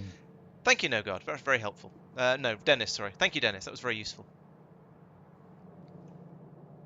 I'll just try to reduce the build here. Get rid of all of that, because we're going to stop doing this sooner or later. It's only going to cause minor pain. And I need to get a belt of red circuits up here. So we've got, down here, we have the red circuits here. So if I... What's a good way to do this? And the obvious answer here is just to put another underground in here instead of that belt. Pop it up here, split it, merge it, and then run another underground up here to go into this rocket. I think that's probably what I'm going to end up doing. That is going to mean I'm going to need to do there. Oh, I don't know. I'm going to need to do somehow. I'm going to need to get it through up here. I also need to have some sort of... So this system here is going to be a buffer for the rocket capsules, but I kind of need the buffer to be on the other side of because otherwise there's going to be quite a lot of them arrayed along here. Maybe that doesn't matter. Maybe we can just tell... Oh, we just need to wait for that to be built, actually. I'm not sure. This is a bit awkward. Hello, Johan. Welcome. No God is here for Snark. That sounds fair. I think, well, to be honest, I think most of us are here for Snark. Summit. Biggest planets and smallest moons. There's going to depend on your universe is going to be somewhat procedurally generated, so they're all a little bit different. However, you're probably going to end up with some fairly small moons across here that are you know, I don't actually know. You probably have to go out and have a look at them. But if the pictures on here are anything to go by, then Ollyran, looks like a particularly big planet, and Androgun looks like quite a small one. But I don't know whether the icons are accurate, representative of the planet sizes. To be honest, the best thing you can do is go into your own Universe Explorer and click on the radius button here to sort all your planets by radius. So at the moment, of all the Ollyran is the biggest one we know about, and Drakit is the smallest one we know about. It turns out. So yes, they do appear to be accurate. So we've got a scale ranging from about 500 to almost 10,000. I hope that's helpful. Back to Novice. It's going to be a while till this gets built, I think. So I'm going to need another receiver down here as well. So we'll put that up there where it can get power. I'm going to want to feed this into the side of there. It's only a yellow belt. Okay, well in that case we'll just use a yellow loader because there's no point in getting carried away with these things. And then I'll need to wire all of these things up together in the appropriate ways to make everything work nicely. In fact, let's flip that load around for now so that it doesn't start loading until we're ready for it to. Yeah, so down here, I'm going to need to get the red belts out as well. So what I'm going to do is I'm going to delete that. I'm going to wire across from there to there because otherwise everything will break and we won't get half the resources we want. Then we can put in another underground like that, a splitter like that, and a belt there, and a belt through here, and then that belt is going to need to be wired into down here. Then up here we're going to go for the undergrounds again, so we're going through under all of this to here. You know, I could actually just be a little bit dirty, just coming around the side like this. Red loader goes there. Belt. Oh, that got built more quickly than I expected it to. So we need a cable coming from there to stop that running. That's fine. We've just put some extra red belts in, red circuits into the rocket. We use those up at enough of a rate that I think we'll be okay doing that. Then, aha, this has now been built, so I can now come up here and start cabling this up. So link that to there, and to there, and to there. And we also link that to there, but that belt hasn't been put in yet, so we can't do that one just yet. That means I can now flip that one round and tell this one that when the rough data substrates are less than 0, then that's to feed through. I want this one to receive from Norbit Recycling. And there we go. Now we're starting to load the rocket up. However, what I should also be doing here is not passing the cable through there. I should have a decider combinator in here somewhere that says only pass the signal through when the rocket from here when the rocket has been finished. So we'll do that with okay, I know how to do this. It's fine. It's going to be fine. Why is that little bit in there not been built yet when some of the other bits happen? Some of the bits happen quicker than I expected. Some are happening much, much slower. Are we short of construction bots, or is it just the... No, we've got loads of construction bots. I guess they're all just sort of a bit busy buzzing around doing, well, construction bot things. Yeah, I might be using them fairly heavily. You're not. No, you're not. They're just all in the wrong place, okay. I think it must be. Because there's almost 6,000 available. They're just being a bit slow to build the bits that I'm getting impatient about. It's probably because we're making these things blooming miles away. Yeah, the only things we're missing here on Norbit are, Norvis, are some of the text plates and some speed modules. That's not too bad. 40 planets and moons in Kalidus, crikey. Who's done this?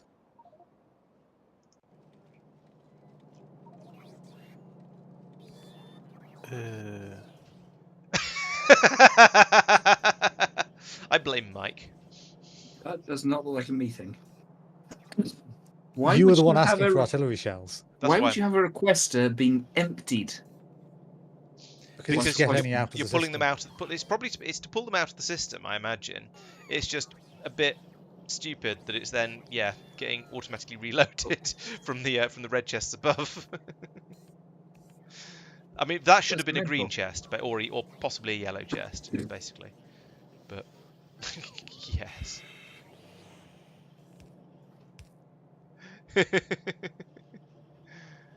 Oh dear. Yeah, that madness seems like a Laurence madness to me. That's definitely not me. I've not played with artillery at all. I played with lots of artillery, but more on the consumption rather than the production side of the shells. Sounds like you're trying to blame Marc. Yeah, sounded like that. I would never dare to do such a dangerous thing as blaming Marc. I blame Pete. Why are the robots not? Why are the robots not going on strike when they're being asked to do stupid things? No, why isn't there enough space in the? Oh yeah, that's a good There question. is. There is, exactly.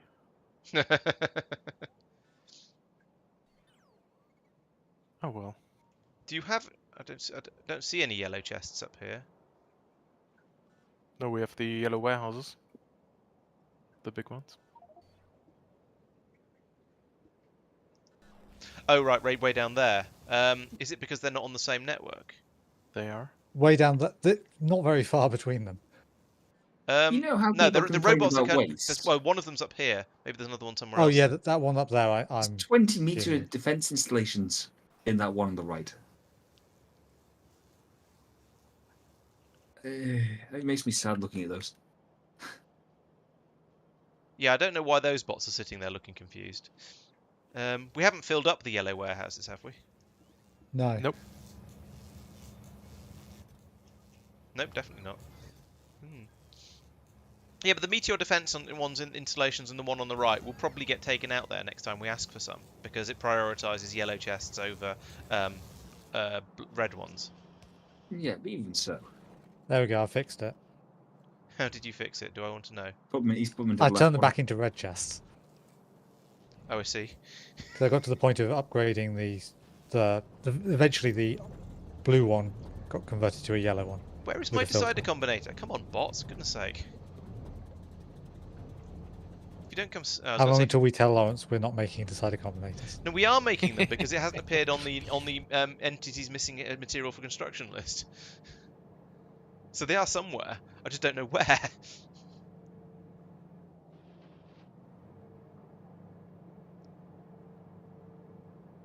It's just taken for blooming ever. Let's go and do something else.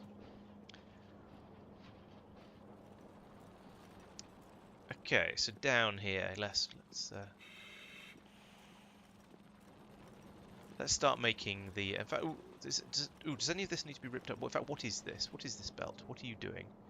Yes, you were supposed to be sulfur at one point, so let's pull you up.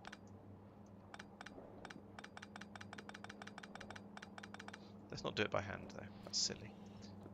I feel like we haven't done one of the pickaxe researches, because it feels like it's taken forever to pick any of the stuff up. But actually, I think that's just because the UPS is so slow. So low, rather. Actually, it's a 37 at the moment, so we're running at 2/3 speed. Oh, we've passed 100 hours. Woo. Well, hey. Well, hey, indeed. Why haven't we finished it?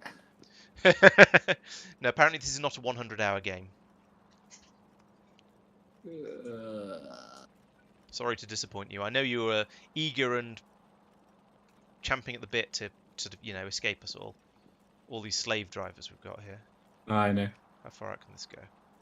Okay, let's put it here, because then it's not. All these people who complain about using rocket cargo sections because they're wasteful, whilst then dumping as much stuff as possible into a warehouse of shame. I can't imagine what you're talking about. I know.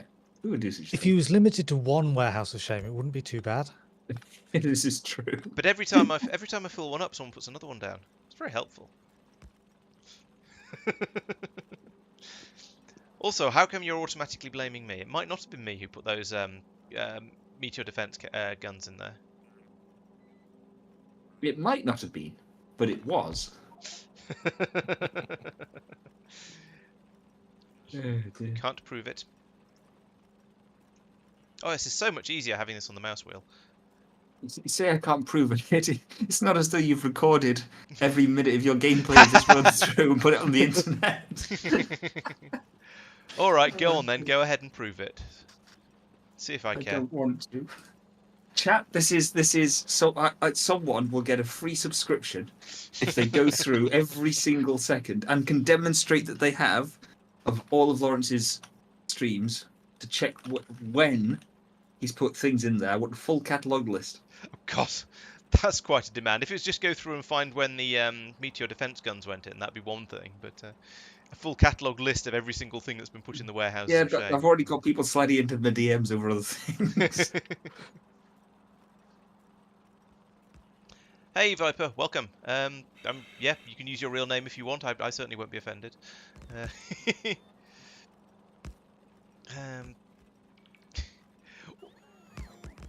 Yeah, everyone should just sort of generally harass Mike through his DMs, and that is this is a good point to plug the Discord. If you would like to come in and join in on the sort of the scintillating and often confusing chat that we have about this game, you'll see there is an option to join. There is a link to the Discord in the video description and on the channel and just generally all over the place. You shouldn't have too much trouble finding them. You can also find a link to the channel sponsor, that's trefoil.be, who will host a Factorio server for you, and to other important things like the ways to make donations and become a channel supporter, which gets you early access to videos and all kinds of other useful stuff like that. There we go. I've been a business Laurence. So we're going to be getting these things coming out of here, coming down the outer belt. That's mildly convenient because I can then just cut that off about here. I said cut it off about here and make that go like that. So that's going to be the the rough substrates. We're going to have the this stuff, the what's it called, the cosmic water, which we don't have very much of at the moment, but we'll get some more of it eventually. We'll come down here. Let's do this now. And try and get rid of that pipe because it's in that belt because it's in a silly place. Shoving a 15 there. Once we manage to actually process some barrels. Why is this so slow? Oh, it's just that Crunchy Machine's now slow. started trying to harass me in DMs as well. Laurence, Tristan's sliding into my DMs. Did he use loop? Yes, that. He did not. That's what makes it worse. Oh, I did.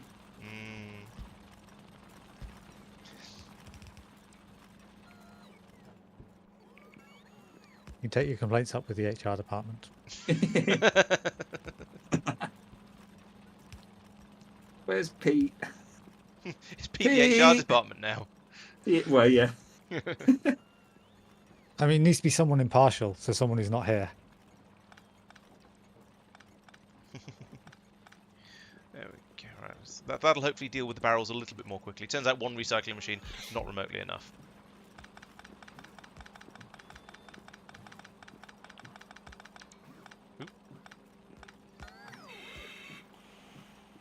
Oh yes, and links to the Discord in the chat as well. Thank you, Tristan. It took you a few minutes. Whatever. I was distracted. That's true. There are many conversations on the Discord. Some of them are more on topic than others. Some of them are very off topic, but that's half the fun. I don't remember the last on topic conversation we had. I don't remember the last on topic conversation you had. True. Why are you not running? Oh, that hadn't been placed yet. That's why.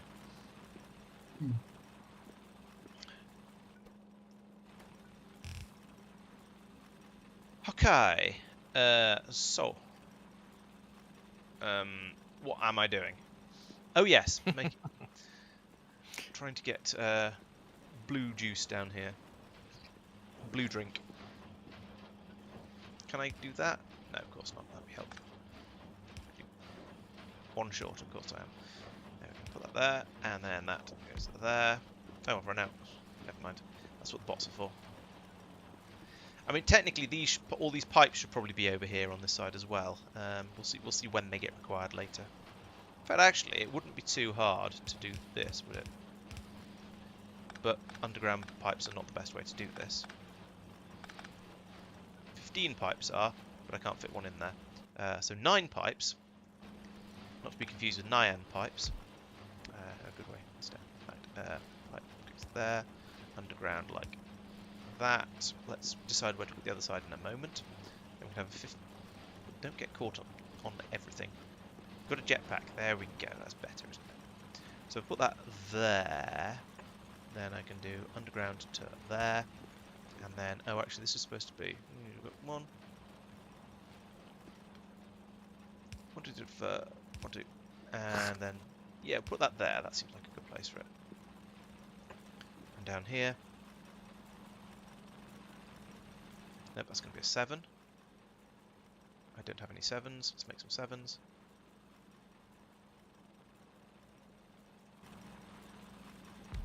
Oops, fail. Do that again, but with less fail. There we go. Right, so the next thing to do is going to be polishing the substrates, or misses, as they say. So we have rough data storage substrate goes in, cosmic water goes in, and we get polished data storage substrates, scrap, and contaminated cosmic water out. Oh wait, or I could do the chemical gel recipe. No, the chemical gel recipe is worse, isn't it? Because you use up a chemical gel instead of... But this way, yes, you get the 5 cosmic water back and you get some free scrap as well. So actually, the cosmic water method is better, even though it requires more shenaniganery because it uses up less resources, because it doesn't destroy the a chemical gel. Okay, we'll do that then. Yes, there is always some topic we're on, you're quite right. Now, Persistent has slid into my DMs. Blimey. Still no lube. I mean, out of everyone. You think she'd know better? Which I don't want that to be a 7. Let's use a 5. Oh, no. And more of this. Okay, what even machine was that being done in?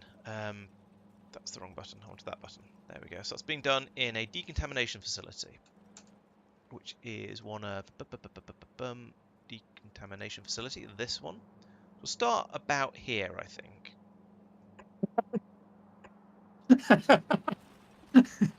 Persistent has now slid some lube into my DMs. Oh, good. Does it all feel much better now? I don't know how to answer that. Nope. Stuff falling out of the sky. Oh, it's sulfur. I say falling out of the sky. I'm in space. I don't know if that's quite accurate, but whatever. Yeah, we know what you mean. Right, I'm going to run another pipe down here. It's going to come from... Oh, it means I need a load more of this up here. Like that. And then I'm probably going to need another one of these. Yes, I am. Where can I tuck that in? In before crudities.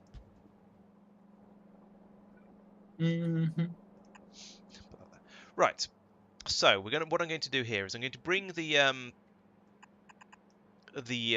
another feed for the contaminated cosmic water up here. That isn't even cosmic water, contaminated cosmic water. That's contaminated biosludge. This one is contaminated cosmic water, so we'll bring in a feed from here or to here. And a long pipe running all the way up from down here somewhere in the depths of doom. So it's going to be along here. We'll put it... Oh, I don't know. Oh, I'm standing in the way. Sorry, bot. Okay, so let's do some polishing. So we're doing that polishing recipe. That's fine. Bring the good stuff in at the top and the gunky stuff out at the bottom. And I think the best way to do this is generally like this. So bring this all the way over to here. In fact, if I use an appropriate sized pipe here like that, trying to line it up by eye, that's always difficult. That goes there. In fact, let's turn that into a 9, because then it'll just be the right size. I can put that straight in there. Probably with a 5 coming on top of it. Right. That goes there. Can I reach underneath all of that? Yes. Nice. Switch over to this view, and then bop, bop, bop, bop, bop, bop. The bots are still busy up here, but that's okay. I just want to put one more of these in, and then we can sort the rest out with miscellaneous. So I'll sort that out in a moment. So first, pipes. That goes there, and then we have an underground. No, in fact, we don't have an underground. That better idea. We'll send this one under like that. Because then I can have, I don't know what length of pipe I'm going to need here, so that's going to go there. 1, 2, 3, 4, 5, 6, 7, 8, 9. Nice. I don't have any 9s left. 9s I am making, though, conveniently. So I'll put that in there, and just, I suppose we'll use a 7 there, then.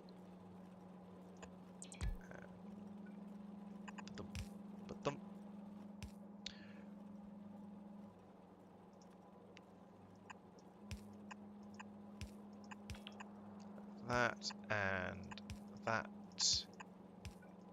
and that, and out. And actually, these are not going to want to go far, so we won't bring the belt out quite that far. But then I want these in there, and then of course inserters. Mustn't forget the inserters, or I'll feel very silly.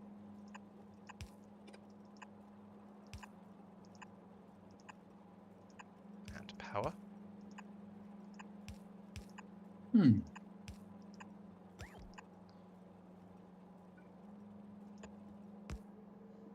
Suspicious mic sounds. Yep.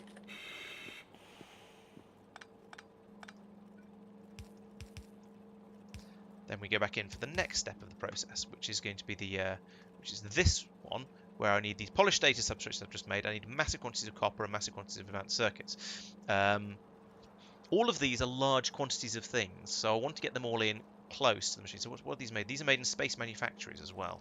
So I might need to free up a bit more space. We shall see. Space manufactories are these ones. Actually, not too bad. If I put that there, I am still going to need a bit more space underneath, but at least I've been able to fit the machine in. So you are also going to have something else coming in from the side. What were the numbers again?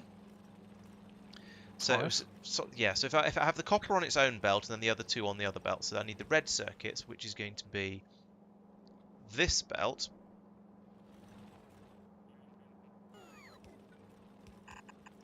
That belt. And then the copper is going to come down here and go in underneath the machine. Here. No, wait. Needs to turn around. Here.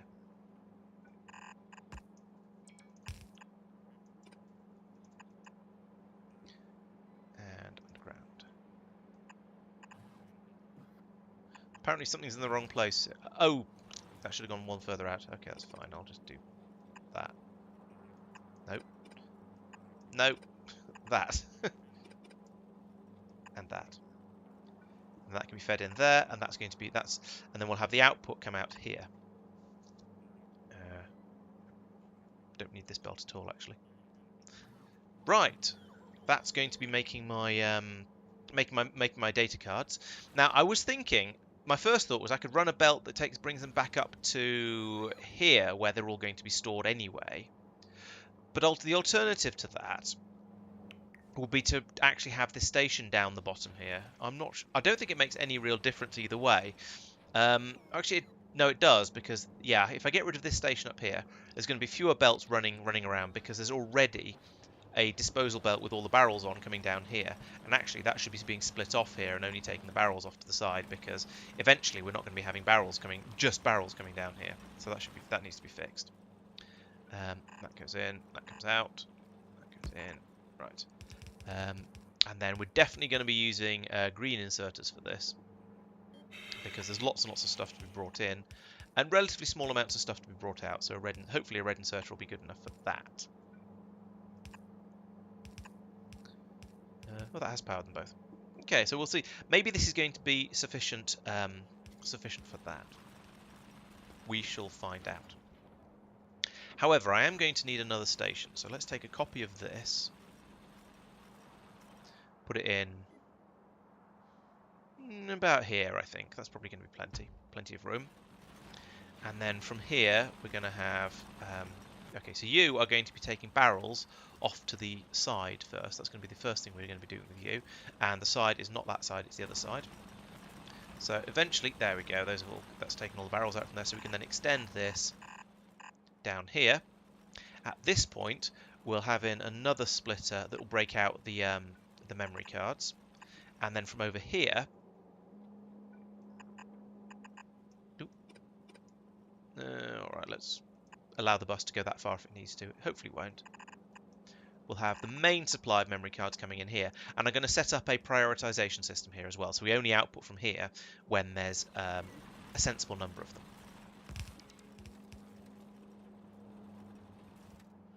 We haven't had a rocket come up yet. Probably because it hasn't been programmed up yet. I forget what stage I got to with that, which will surprise precisely all of you. So I'll go back and have a look at that in a moment. But for now, let's get this linked in like that. So that's going to get rid of the... Oh wait, I need a filter on this to take out the oh, I am still going to need a belt going up to carry the scrap away. Bah. That's annoying.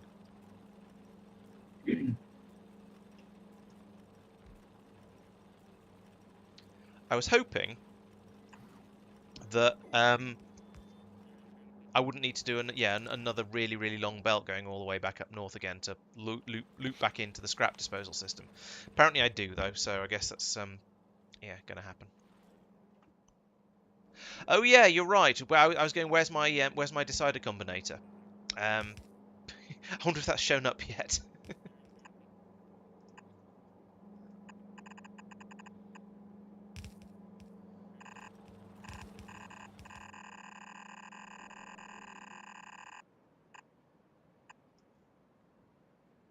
Let's have a look. Let's see if it has shown up yet, because I'm kind of curious. It has! Hurrah! Right, so from here we are going to be running a green cable from there to there, and then we're going to be running a red cable from there to there, and from there to there. And this decider combinator is going to say, if rocket, if rocket equals 1, then output everything, pass everything through. So at the moment, rocket is not equal to 1, but for some reason there's 4 green cables in there, which is annoying. I should put in some pylons as well around here, so I can actually look at what signals are coming in and out of all these things. There's one there. Actually, I can just hover over that, can't I? So input signals, there we go. So yeah, we've got massive negative numbers of the there's not enough heavy oil for some reason, and a massive shortage of ice as well, apparently. I don't know why those aren't being shipped up. We've also got a fairly spectacular shortage of the substrates and the memory and the red circuits, but that's as expected. Oh, there we go. The heavy oil arrived. I'm going to have to look into the ice because there seems to be a bit of a shortage of that, and that's a slight concern. So eventually we'll have a rocket built here. Well, at least we will once we put some power in down here. Like, is there no electricity down here at all? Where's everything getting powered from? Okay, we'll put pylon there, and that'll power those up. Oh yes, I need to then program this one to be requesting some space capsules. 10 of them, perhaps. We'll get those. So we'll get those brought over. We'll fill this belt up with space capsules, sure, but never mind. That'll allow us to build a rocket. The rocket can then be fueled. It's to go to Norbit, and it's to go to Norbit Recycling. And then we'll tell it to launch when full at some point. Okay, so we should now see the logistics box. We'll be bringing over to the capsules for the rocket over to here, and then we can start building it from here. We'll get a rocket built. That should then turn this on, and we'll get the signals through. This will flow, and this will probably flow. Did I program this? I did not program this. Red circuits is less than 0. So this is the usual system that I use for this. Is basically the same system we've got running down over here, although slightly or a slightly more compact version of it, because there's so many fewer things going into the rocket. It says, speaking of the rocket is now going. Because what we've got here is that we've got the signals coming down from Norbit to this dish, but then they're then being blocked by this decider combinator until the signal from here says yes, we've managed to build a rocket. Then this will allow those signals through into here and then to these two bits of belt, which means these two bits of belt will then start to flow, and we'll fill all of that up. Nice. We're just waiting for this. There we go. This pylon here to come over like that, and then we can start building a rocket.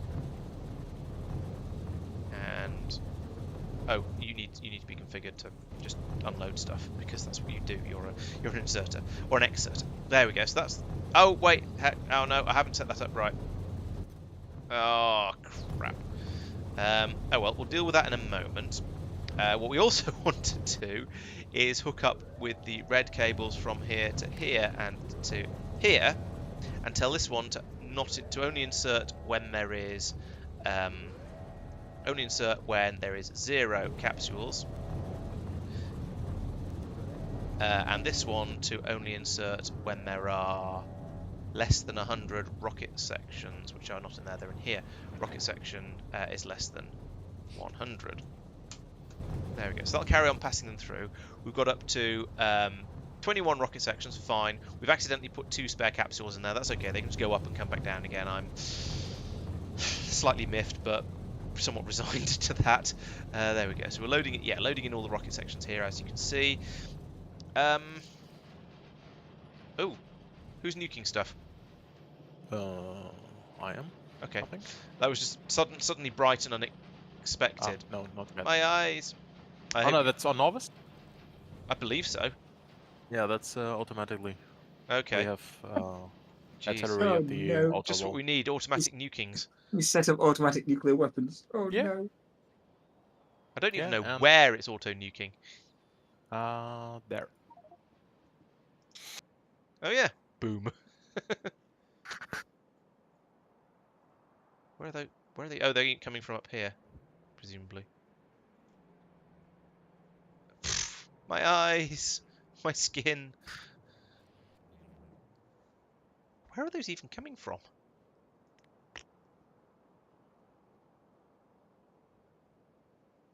Right, there's the circle, so somewhere in the middle of this. At the wall, at the north and south part of the wall. Oh yeah, there's one on the north end of the wall. Yes.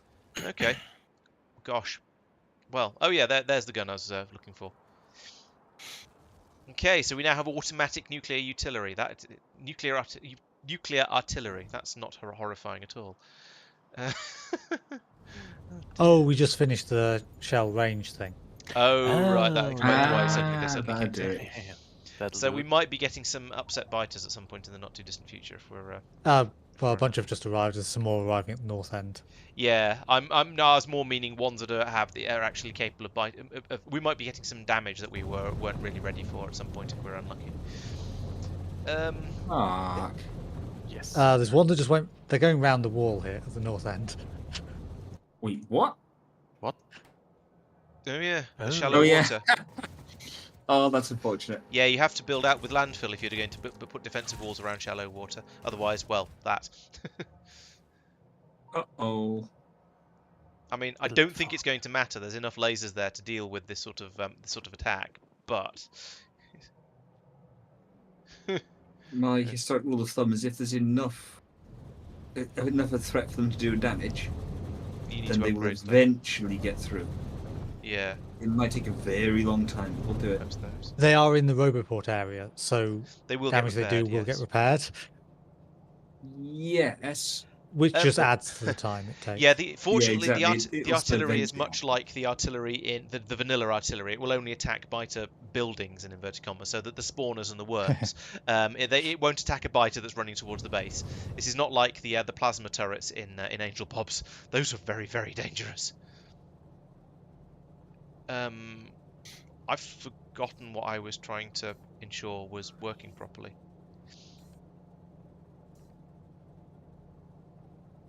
This rocket will eventually be built and will start to work. That's fine. It won't launch automatically. Launch on cargo full. There we go. Norbit recycling. Right, so that will eventually launch automagically and make its way over to Norbit. I don't know whether the balance of these things is going to be about right. I hope it is, but we shall see once it gets ready to launch.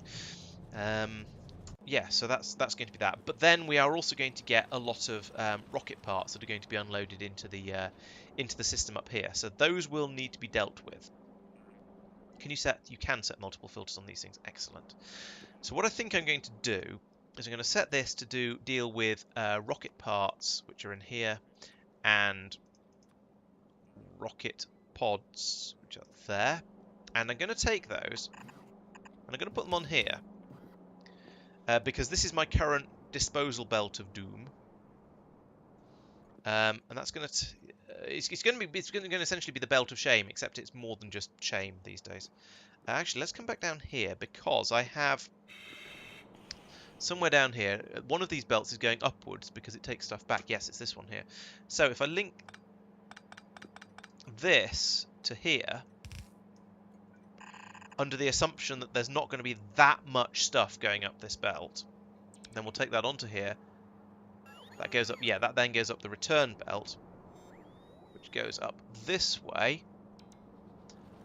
and then gets dropped back in there. So what I'm going to need to do is pull out the rocket stuff as it comes along here, and then we can have the belt essentially continue from here. What do you mean by have we looked into the space elevator yet, Jacqueline?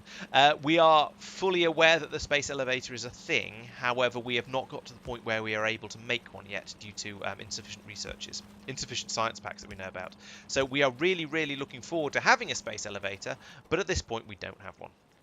So yeah, give us a few months at the current rate of play. And we will, yeah, we are very much looking forward to having space elevators. We just haven't got there yet because it's a big old job and a big game and all that sort of stuff. So. Is that a few months in game time or a few months real time? Yes. Why not both? Because they're distinctly out of sync. I can't help that. That sounds like an error with the admin.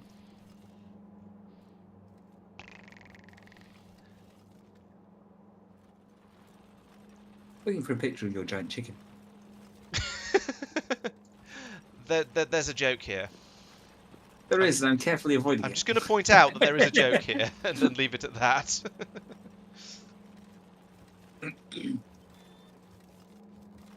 We'd have to rely on Pete listening to us talking about this and logging into Minecraft to take a screenshot. I think you've already taken a screenshot of it. Did he ask before he sent it to you?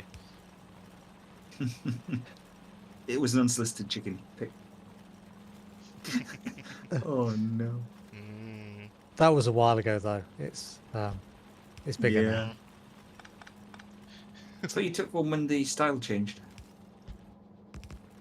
I did, but it's got still bigger bigger since now. when you're listening. Yeah, it's true. You now walk under its foot to get through the door. He's very excited about the size of his giant chicken. If I had a chicken that big, I'd be excited about it as well. I'm sure it's very majestic. No, fill the gaps. There we go.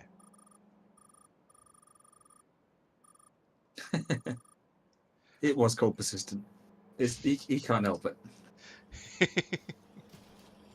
Oh dear.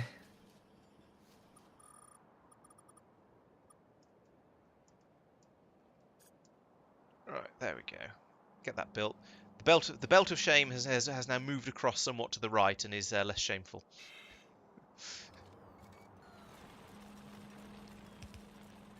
However, that also means that we now want, at least once this construction is complete, we will have a system that is where you can just dump your spare rocket parts onto the disposal belt here as well. So that's nice.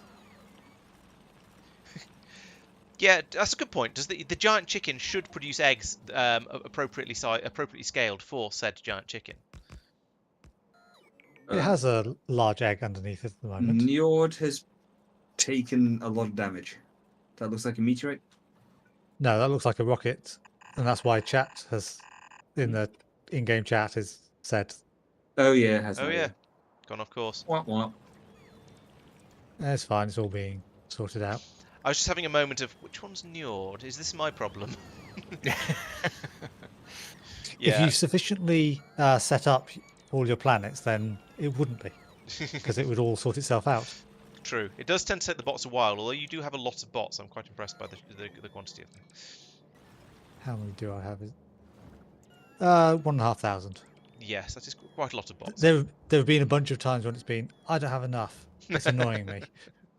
Yeah, I mean, your construction is on quite a large scale. I just love this massive load of belts over here and the amount of stuff that's on them. Oh no. Oh, those are actually clear now. So that's worked its way down. Yeah, you've got your pyroflux all the way through. So now Awesome. your steady dribble of holmium chloride, holmium chloride, I got it right, is now being split between a bajillion machines. Nice.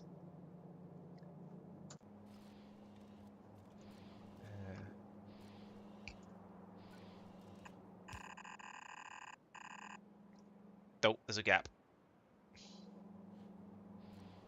Fine, let's go and sort the gap out.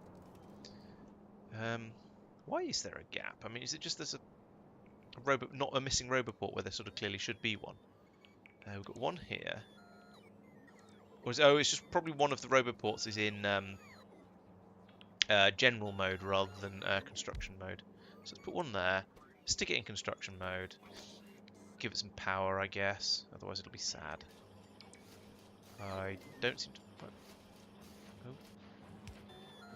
Tristan, when I said I need some cryonite, I meant like Now. maybe this stream.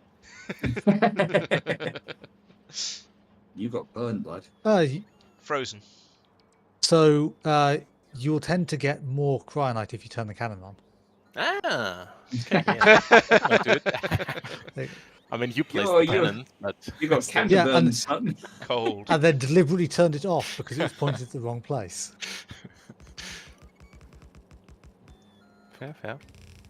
Yeah, if you just turned it on, you'd probably also have been a little bit upset because you'd have got stuff before you were ready for it. So. Okay, I feel like I'm about ready for that rocket to arrive now because I've sort of faffed around with all the other things around what it's doing. So let's have a look at what's going on over here. It's still waiting for rocket parts. Oh, it's got 88 of them. Why is rocket part production so slow? I think it's because there's a thing on the to prevent there from being excessive wastage on the belts. Mm-hmm. It'll only bleed one down the belt at a time, which means it. No, it takes No, I'm on the he's other not side talking of about that. there. True, never mind. It's a combination. Well, it's there. What's going on here? What do you actually? No, then these machines are keeping up. The input of rocket control modules is just about keeping up, but the fact there's only 4 machines making them and it takes for bloomin' ever to make them is a bit of a bottleneck. But that'll sort itself out gradually. Once you've had your first Yeah, once rocket. I've had my first rocket, I probably won't be quite so eager for the next one to arrive. And yeah, eventually we'll start dropping large quantities of them back down onto Norvis, and we'll be able to recycle the rocket parts. Does amuse me that you could have put the red inserter over there, and you've got quite a few more, and it would now be finished. True. Oh well. I'm sort of tempted to move it, but I think it's probably not worth it at this point. You need one. You need all the machines to finish their next run, and then it's done. Ah, yes. How long does it take to build? 30 seconds. Okay, that doesn't seem like all that long when I say it like that, but sitting and watching a machine boil for 30 seconds is also nonetheless quite a long time. Crafting speed of 1.25. Okay, slightly less then. I'm not going to do the maths in my head because just in case I get it wrong.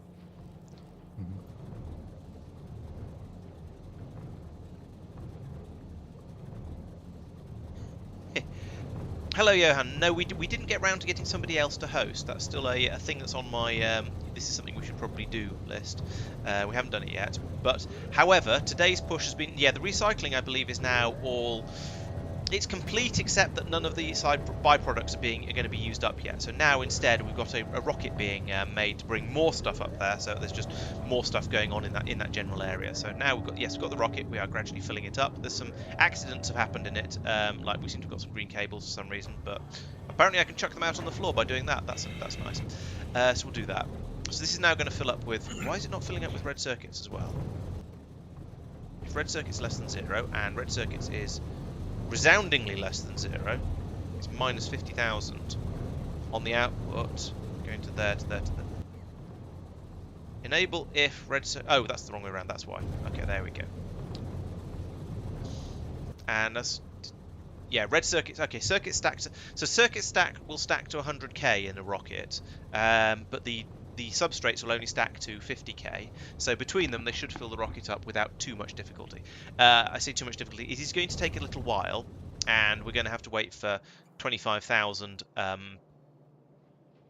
substrates to be made up here, which is going to take a long time.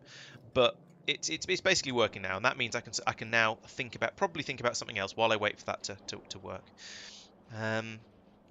So which science is next? Well, that's a good question. So there are a few possibilities. One is if I go for energy science, then the first job is going to be to rebuild Energy 1, because at the moment it's set up in a very, very temporary, kind of ugly and squashed way. So I want to redo that. Another possibility is to go for astro or material. I think the space elevator is probably our next priority, and that was behind both astro and material, wasn't it? Why am I looking in here? I want to look in here. Elevator. This one, are you an elevator? Yes, you are. So space elevator is that. It's astro, energy, and 2 levels of material. So potentially I could start making the material packs to go into the material science. That would be quite a useful, a valuable use of my time. Energy science we do already have, as I said, but we're going to want to rebuild that before we start doing any more advanced researches. I'm quite tempted to start doing astro because it's something different. It's astro or material basically is my choice, I think, and I think I'm leaning towards doing astro. We've researched that, so we now need to start doing all of the things that get us the aeroframe, all the beryllium processing from there, and then that'll get us onto the space elevator.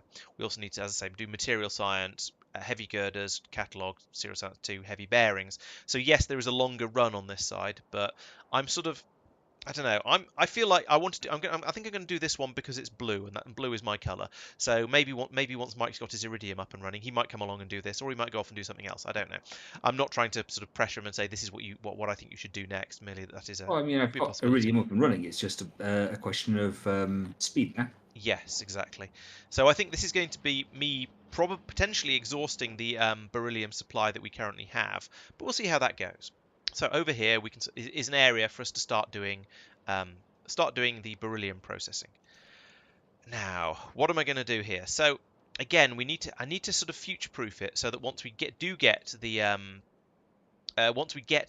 system up and running and able to produce, once we get the space elevator up and running, we get trains coming through, that things will come through nicely by train. So I want to have a train stop and probably a delivery cannon chest near each other. So let's have a bit of a look at what astroscience requires.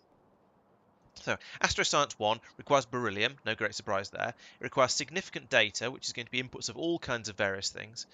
Oh, I'm jealous you've got your elevator up and running already, but we're working towards it. Significant data, which is insights and all that sort of stuff. We know about that. We're probably going to have a separate science area for producing these at some point. Whether we do that straight away or not, I'm not sure. So anyway, let's look back at the catalogue is the relevant part, because we need to make all of these cards. So we need observation frames and blank data cards, and observation frames come from observation frames, which come from coal, glass, steel, and light oil. So we're going to need to start shipping up. There probably isn't a delivery cannon for coal yet, but that's going to be something I'll need to put in. Glass, pretty sure there is. Steel plate. Yes, there is a steel plate. Light oil, probably not. So I'll need to do light oil into barrels as well.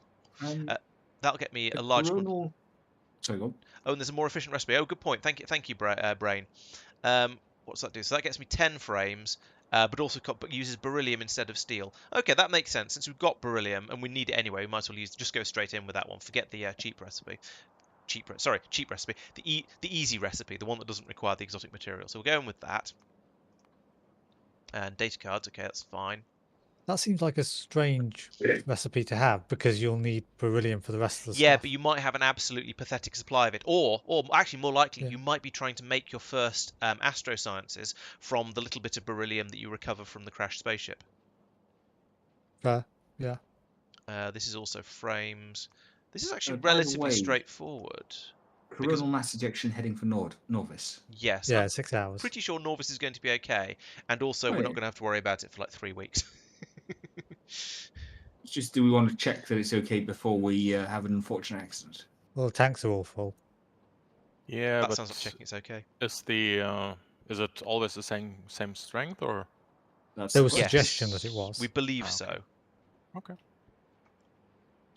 I don't know if we've checked this, but we believe 2.28 gigawatts and 182 gigajoules. I have no idea what it was before. 182 gigajoules sounds very familiar. Yeah.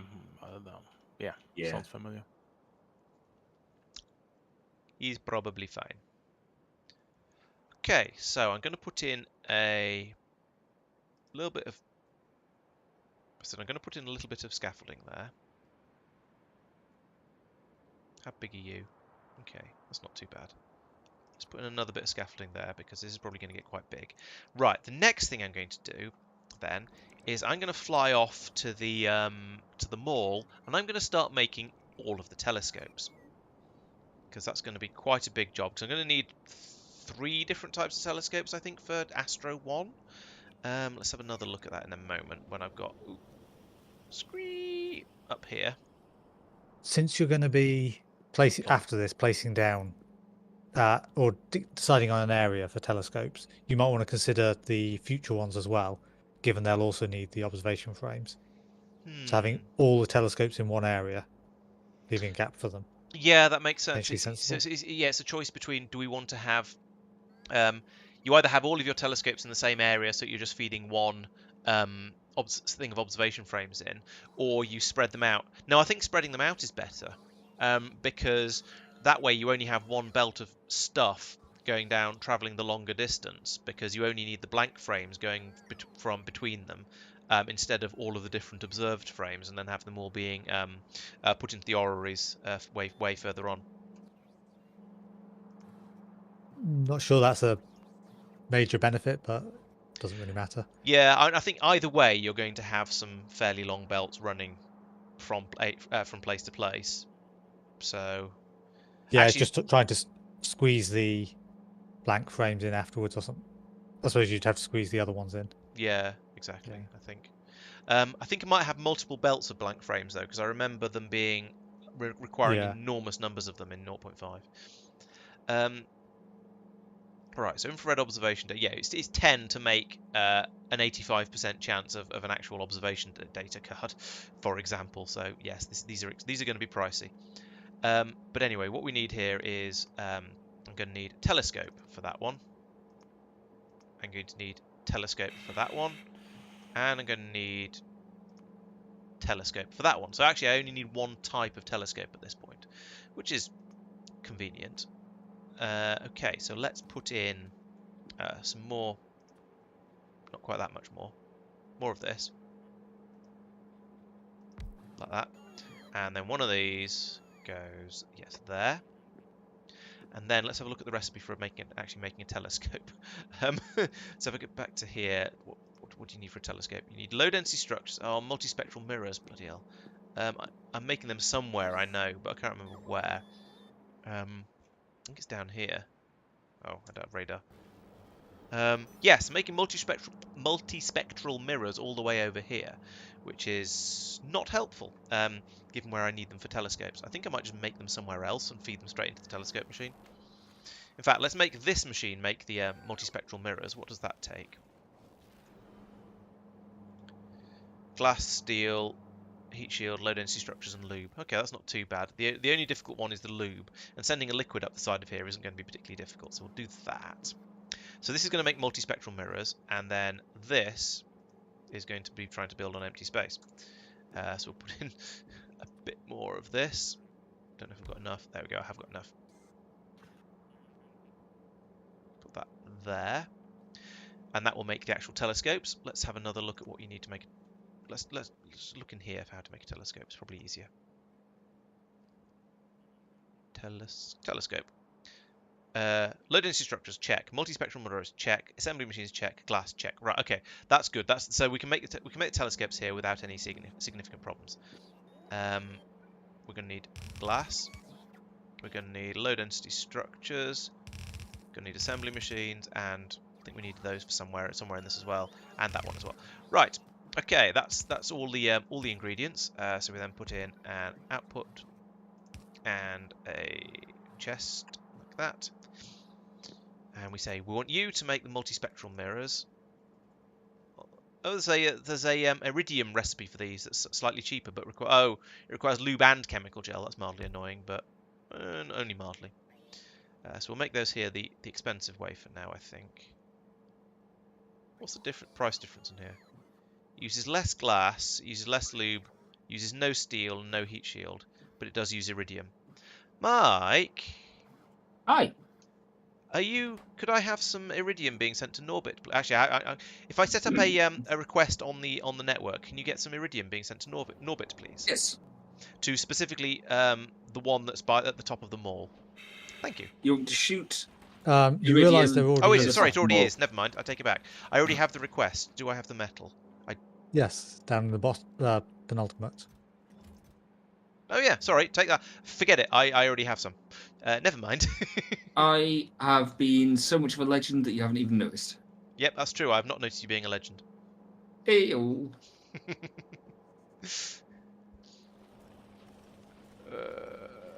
This is going to be quite spaghetti. Do I actually need all of this? Is all of this doing useful stuff still? This is making life support cans. That's probably useful. This is making... this is an odd place. This is making the life support machines. But I don't really... Yeah. Over here... this is making thermofluid. That could probably be pulled up. Because we don't need to be making thermofluid here anymore because it's being made elsewhere. Now that will cause the science to grind to a halt at some point in the distant future, but since thermofluid mostly just goes round and round and round, I think I think I'll pull that machine up, and that'll give me a bit more space to get stuff into the minibus that runs up here. And also that means I can pull up the sulfur supply up along here as well.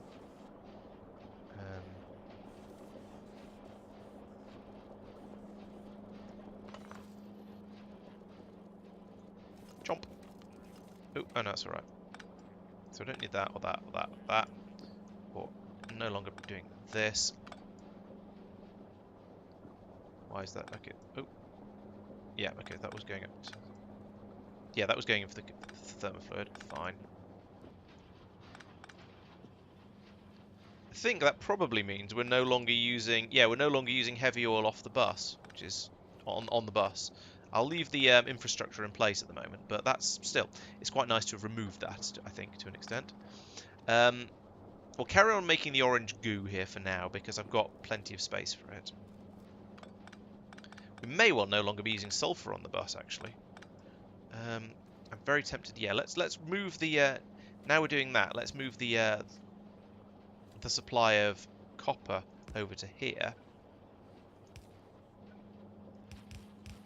Run that up there, because this is going to free up lots of extra space for bringing in more stuff into the mall bus, which I think is very, very valuable, because we need a lot of stuff up there. So if I make sure there's lots and lots of room to pass stuff through, then that's going to be convenient and useful and generally promising. That roboport is probably going to have to move. Is this other half? The other half of this belt is actually empty at the moment.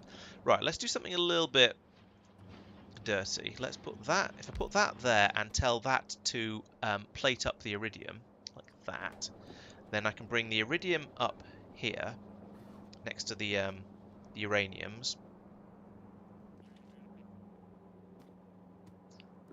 The iridium is not on a belt yet, though. Okay, that's easily fixed. So it was in this one, wasn't it? Yes. Okay, so we're going to need more land, huge tracts of land. long as about here for now. Missed the first one again. Not sure how it did that, but never mind. I'll copy that one because that's already got that's already programmed with something that isn't in here, so it won't accidentally come out. And now I'm just going to wait for the bots to, you know, lay all of this stuff. Although while it's doing that, I can bring up next to the it was next to the uranium. So coming up here.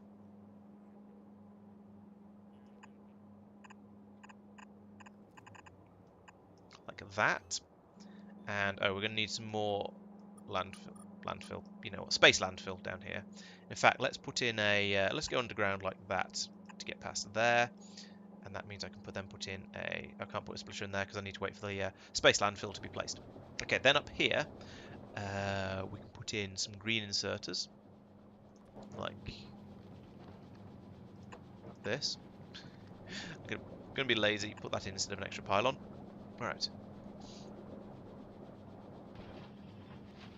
This location does not let me scale the mirrors if I want more. However, this location is only making mirrors in order to make buildings, so I don't expect it to need very many. When we get onto things in the future, I suppose I might want it for making solar panels, come to think of it.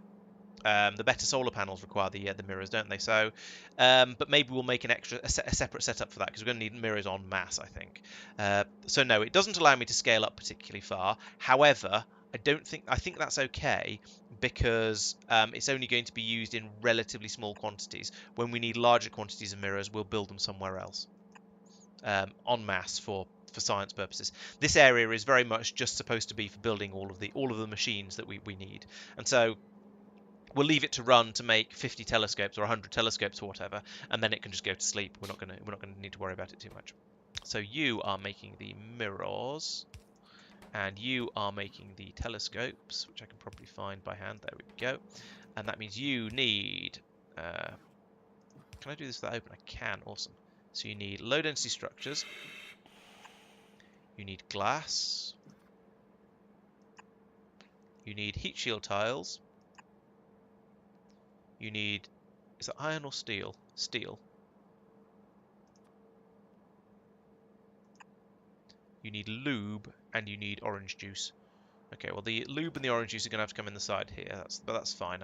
I left room for those somewhat accidentally. I mean, fortuitously. So bring those in there. And up here we can pass those mirrors straight across into the other machine like that. And you also need low density structures. Everything in space exploration uses massive quantities of low density structures. You need assembly machines, and you need glass as well. Okay, there we go. That's going to be my telescopes. You are going to run until you see more than, let's make 100 because we're going to use a lot of these telescopes in the long run, I think. Whenever there's less than 100 telescopes. So that is now complete. Apart from the fluids that need to come up here, and the Muppet. I was going to use the iridium recipe for the mirrors. Let's get that going. Switch that over. Mirror iridium style. Okay, so we've got the low density structures going in. We've got the glass going in. So it's just the iridium we need to bring it up now, and that's going to be coming up this belt, I think. Yes. So this belt, extend this up to here, and then we put in an underground like this. It doesn't need to be this wide. I'm just being, I don't know what I'm being. We'll do that. No, we're not there. We'll do it where there's actually a gap. That would make much more sense. So we'll put in a long-handled inserter there, and then a splitter goes there, and the belt comes in like that. There we go. That's good. So that should now be everything. Once the iridium gets finished, and over here we now have we have room for the belt to come through, so we can put a splitter in there. Belt going up like that, and then belt going all the way over here to there, and then we can reprogram this to be iridium, which is iridium ingots specifically, which is that one. And now, for the sake of sanity, I'm going to remove the holmium ingot from there as well, because that was just there as a filter to stop it doing things it shouldn't do. Right, so we're building up nice long belt across here. That's great. That's iridium up there. So it's just the two juices now, the green one and the orange one. So let's put in some more flooring. Where is it? Here it is. So along here, we're going to want at least two. We're going to want two more up here for the liquids, fluids, and then across here. And I don't know where they're going to come from. So I'm just going to make it nice and big like that. So the orange, here's the orange one, and oh, here, no, that's not. No, it's the green one I need. Here's the green one in this pipe that doesn't appear to have any breaks in it at all, except here when that's miles away. Right, okay.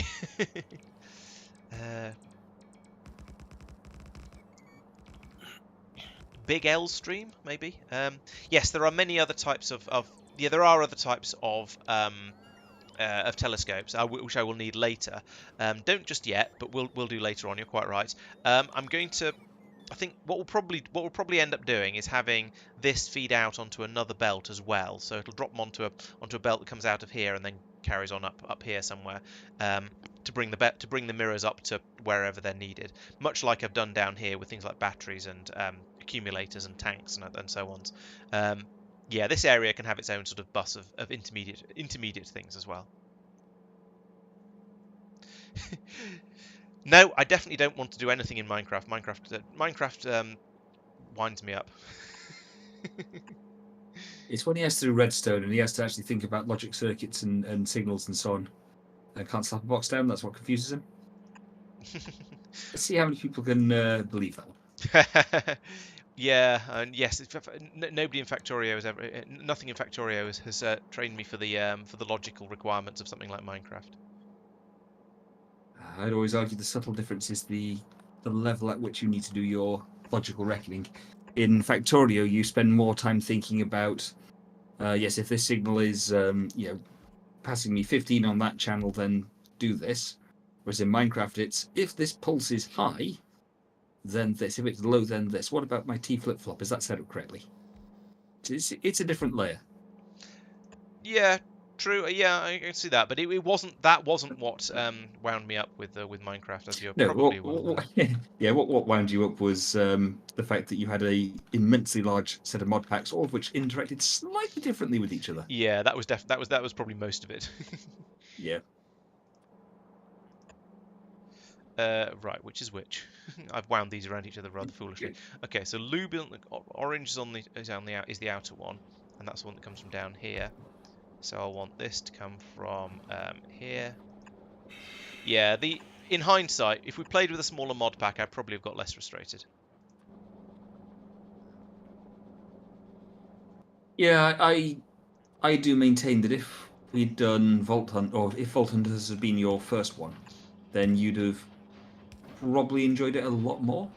Yes, I think there is almost no debate there. I think you're yes, almost definitely. It is a shame.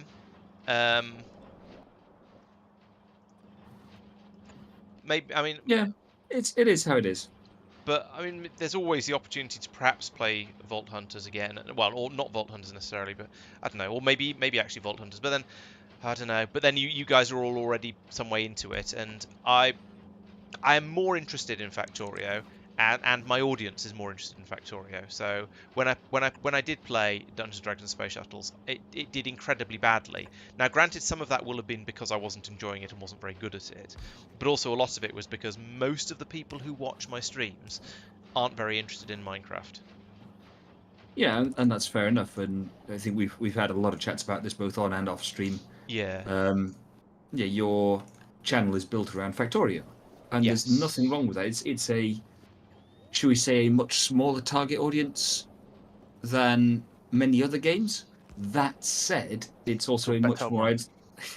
Yeah, I wouldn't actually disagree with that. Genuinely, it's a more dedicated and more. It's a more dedicated and enthusiastic, and Mark said better, target audience. And I genuinely wouldn't disagree with that. The other big part of it is that with something like Minecraft, there are a lot more people because it's a bigger game, as you say. There's a lot more people playing it, and that makes it a lot harder to become a big Minecrafter because there's so much more competition. True. Although the flip side of that, using a word I can actually pronounce, is that you have a much larger market to have a slice of the pie from, if that makes sense. Yes, but that's actually, as I think we've sort of discovered, isn't entirely relevant, because if you go, if the typical person who hasn't heard of me, who isn't interested in me specifically, but is interested in a game, when they go onto Twitch, they will probably not go beyond the first, I don't know, say 20 people. So if there's 50 people playing Factorio, because it's a smaller game, and 1,000 playing Minecraft, and I'm about let's say I'm in the top third of both of them, just hypothetically, then I'm much more likely to be found by the fact of people looking for Factorio players. So I think that tends to mean you end up with more viewers, even though there's a theory.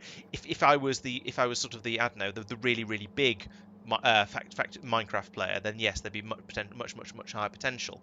And I think that's what we see with the GTA videos. There's a lot more people playing GTA, and therefore, even if mine are the best out there, I'm not saying they are, but even if they were, the fact that there's other bigger established channels out there already that are getting more views means that they'll tend to get they'll be the ones that people will tend to generally find. Yeah, and again, I do agree with that. You've got to have something to be discoverable. Yeah, exactly. Yeah, it's the you. I mean, my wife is much better at this side of analysis than I am. But you have to think about your discoverability. So how is someone going to come across you in the first place, making that first contact? You've then got to think about how do you, once they've seen you, click on you. Bugger. Yeah, they've got to go and look at your. Oh, I just came in there here to say, hang on, she's heard me say something nice about her. No, she's offering me food, which, in fairness, I accept. Produces scrap as well. I forgot about that. What was I saying? Oh yeah, once someone's seen your channel, they've then got to be inclined to click on it, and then once they've watched it, they've got to be inclined to come back later or some other time. So you've got multiple layers in that, and with something like Minecraft, personally, I think it's easier because there's so much more diversity within the game. There's so much more you can be doing. Easier to carve out a little niche for yourself, and that aids with the retention later on when someone does find you. A bit like with your manhunt stuff, I think that is genuinely very, very unique, very different. I know it started off as a bit of a clone of, or our attempt at a clone of someone else's idea, and we've taken that and run with it, and we've evolved it to the point where it's definitely its own thing. Yeah, that's entirely fair. Yeah, so I think that there's a good retention. At least I'd like to think there's good retention. That people see it and think, actually, that's quite good. I'll watch another one of those. Yeah, that's true. I mean, finding it in the first place. Yeah. Ugh. Yeah, there have been a lot of people. I mean, like Marc is a good example of it. Who came along who found the channel because there weren't before the Factorio stuff, and because I was one of the few people playing space exploration, and then thought, okay, this channel's quite interesting. I suppose I'll watch some of the GTA stuff. Especially since you were the one of the guys, the only one who played through it, and not just the first 100 hours or something. Oh, it's got a bit difficult. I'm going to stop now. Yeah. Yeah. Yeah, very true. So because of that, you found the channel because of Factorio, but then you watched the GTA videos, realised they're actually awesome, and now you've started joining in with them as well. So and on Discord because of them. Yeah. Yeah, and then that's how we got to know you, which is why we thought, you know what, Marc's a nice guy. We'll have a game of Factorio with him. Yeah, I mean, obviously. Yeah, at that point they're going, you know what, we're starting a new Factorio series. I wonder who might be interested. Yeah. Yeah, because we don't start new Factorio series all that often, but when we do, yes, it's nice. It's there's potentially room for to add the right sort of person in. I think my original point with that is that once people come along and actually give the GTA videos a try, they discover they're actually quite good, but it doesn't have the discoverability that's for people to just find them and start watching them. So this is of course an obvious plug for everybody who's watching the stream at the moment to go off and watch the GTA videos, because they're actually awesome. And if you get it, and we'll even let you come along and join in with us if you want to. Shameless plug, shameless plug. In fact, we're having a supporters session on Friday, so anyone who's a channel supporter can come along and join in with the GTA manhunts, come around to attempt to hunt me down and shoot me. And if you're not a supporter, if you're just on the Discord, then we sometimes have public sessions as well available, so you'll be able to join in with those. Exactly, persistent. I need to find the right cardboard box to be in. Yeah, XCOM is a lot of fun. I have been enjoying, definitely enjoying XCOM.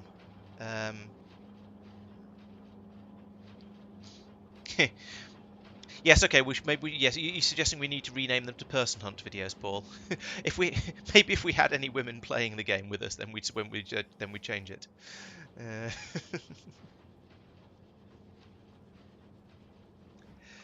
Yeah, it's nice to have something to get on, or be able to go off on a bit of a ramble, because it's it's another sort of interesting thing to talk about for a while, and yeah, it gives me a bit of a, as you say, story time. Everyone likes a bit of a story time. Oop, this needs to go underneath there. There we go, like that. And then down there and in here like that. There we go. Let's dispose of that scrap. Who's getting damaged? Oh, it's just walls. That's all right. Poor Bridget.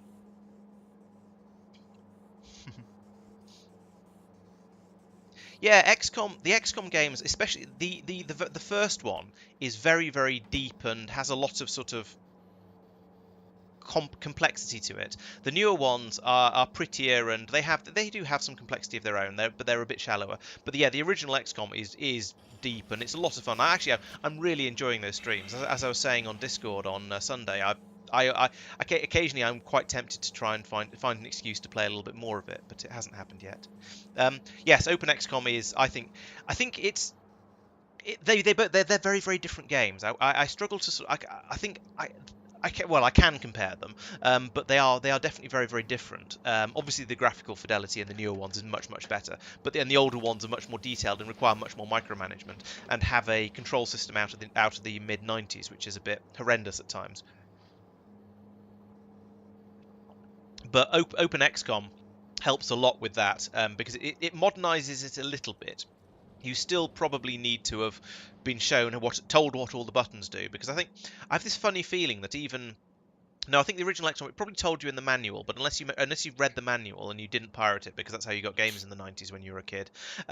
If you hadn't already found out how to play it, there were lots of buttons that you didn't know what they did. Like, for example, there's a next soldier button, and there's also a next soldier, but don't go back to this soldier if you loop round. Consider this soldier to have done everything they're going to do this turn. And I didn't find out until I started watching videos on YouTube relatively recently what the second one did, because it's just an icon and it's not very helpful. So even though I played I don't know how many hours of it, I didn't know what that particular button did. I think I thought it went through the troops backwards for some reason.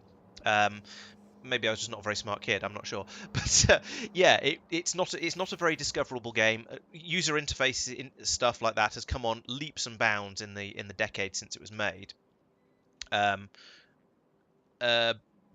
yeah, so it is a somewhat limited and not very it's somewhat unfriendly game to start playing, and the graphics are 90s, but it is a lot of deep depth and complexity, and it's a lot of fun, and you can get all your friends killed if you name your soldiers after them. Right, so I'm now making telescopes. Let's actually talk about Factorio for a little bit, since that's what we're supposed to be playing at the moment. So go back to Astro catalogs. So I need to make all of these observation frames. That means I need the astrometrics facilities. Is that the same one for all of them? Yellow astro facility, yellow astro facility, yellow astro facility, yellow astro facility. Right, so that's going to be the next thing to make. Once I've done that, I'm then going to need the research server, which we already have. We've already got those being built. In fact, they're being built right there, in order to make the astro catalogs. And then the astro catalogs are going to need supercomputers to turn them into insights. That's fine, we've got those. We're probably going to ship those off to a science park in order to do that, though, because at this point the astro catalogs are useful for. You want to make the insights using the other recipes, ideally, basically. Oh wait, hang on. No, why do you ship the astro catalogs off somewhere else? Why don't you make? Oh yeah, because you need the catalogs and the insights in order to make the actual data science packs. So yes, I need to make astrometrics facilities now. So that's going to be another chunk of cheese. No, what do we call it? Up here, like that. Thank you. And then another one of these machines in here, and this is going to be making... Oh, I'm going to have to wait for the bots to come up. That's going to be making the astro facilities, which is this one. And that takes big electric motors, red circuits, blue circuits. Big electric motors, red circuits. Got big electric motors there. Got blue circuits there. Do we have red circuits on this? We don't have red circuit. Oh, for goodness sake! Can I take a blue circuit apart and take some of the red circuits out of it, please? Oh, for goodness sake! There's always something new required, isn't there? Oh well. I mean, this is going so well. There we go. So we'll bring those in, and then from that we're going to need lots of that, some of that.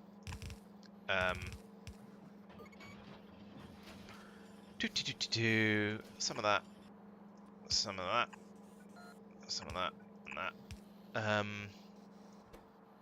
Yeah, blue circuits. Those are here.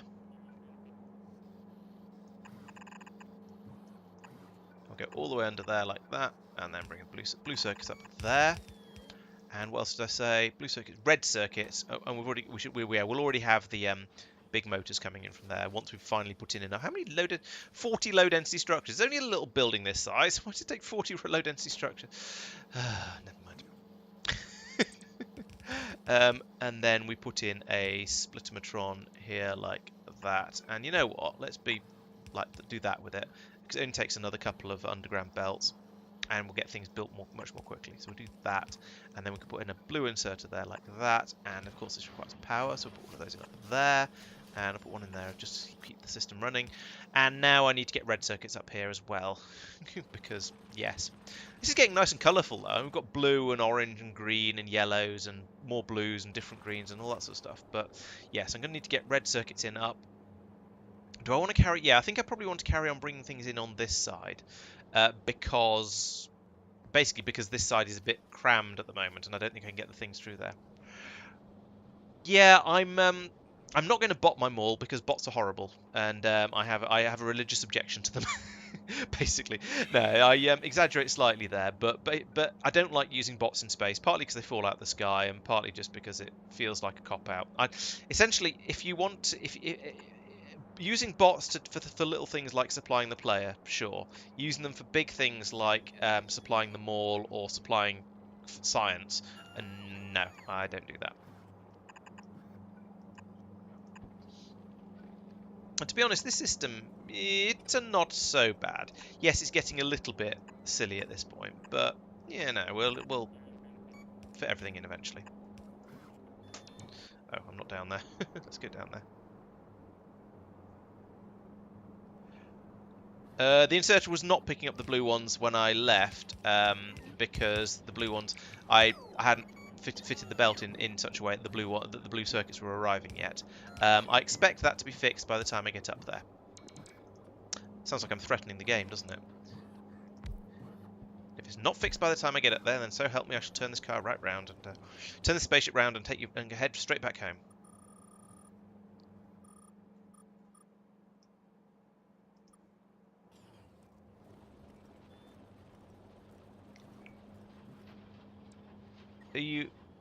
Why are you... Oh, the list of mods in the video. Okay, right. Yep. So someone asked about the mods. Oh, I see. Yep. Yes. Right, so that's going to be a belt of red circuits coming through there, and then we can have that come across there and up. I was being helpful. I appreciate you were indeed. Took you by surprise. I appreciate that. I was just wondering why you were saying that. I hadn't noticed the message you were replying to. 1, 2. No, let's take those out. Let's go back up there.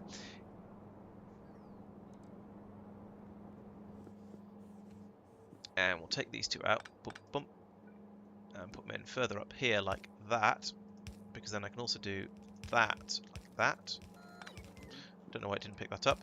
Never mind. Oh, yeah, I put the inserter in the wrong place. You're right.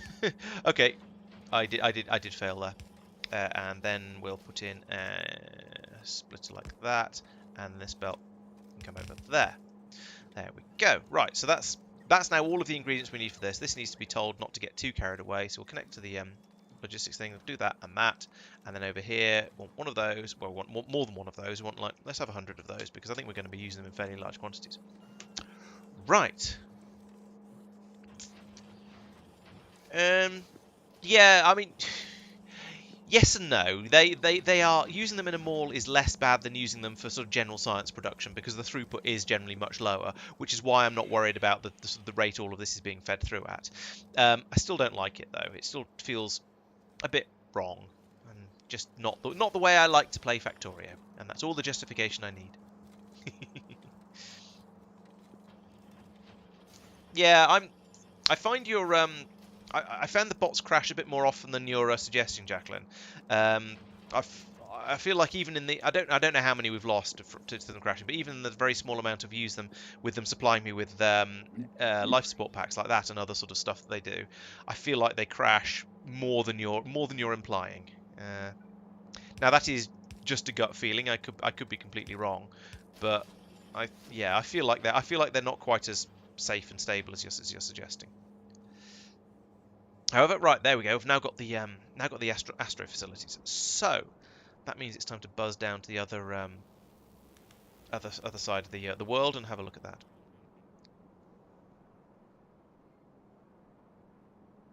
Zoom. Boff. Okay, so the first thing we're going to have here is going to be a delivery cannon chest. Because that's where all of the stuff is going to come from. So we'll start off with a delivery cannon chest up here, and I'll put it up here in such a way that we can relatively easily swap it out for a train at such a point when we have trains in a suitable way. So we'll have this dumped straight out into a warehouse. We're also going to need a transmitter, of course, for this, because that's how these systems work. That's how it says, I need this, that, and the other. So we'll put that in. Let's put it there. It doesn't really matter exactly. We're also going to need power over here, so we'll put a pylon in there like that, and like that. And then we're going to have some green inserters in the gap in here. 2 is probably going to be more than enough. Okay, so from here, actually, I'm going to put in like 3 of these, and we're going to end up with a massive bus system coming down from here potentially, because I don't know. Yeah, we're probably going to require quite a lot of different things here eventually. So I'm going to plan ahead. I think this is probably excessive for what we need, but I'm going to try and plan ahead anyway. Then I'm going to have 5 coming out there. 1, 2, 3, 4, 5 out there, and 5 out of there. So this is following the basic setup we're using on the various other buses and basically it's the same system we're using in the mall, but brought over here, and we're going to adapt this for producing blue science. And this is going to be, I think, unless somebody comes over and has a better idea than I have, is going to be the basics of how we get all of this done. So right, stuff is starting to arrive. Good. Now I'm going to start using the bus on this side, which is a little bit weird, but because I'm going to have to rethink how stuff gets passed through. But at the moment, we're not going to have an enormous number of different things coming through, because as I said, first up, we need to make the frames. Have you left enough space for the stations? Not really, no. Fair point. I thought about it a little bit and then sort of forgot about it a little bit. So why is my... Oh dear. I think I just put the video description into my into FNEI and it got confused. No, let's see. That needs to be moved out to about... Yeah, basically massively further out. Okay, let's fix that. So we'll actually want to go out about this far with all of this. And I can probably, however, I can probably also remove a lot of this.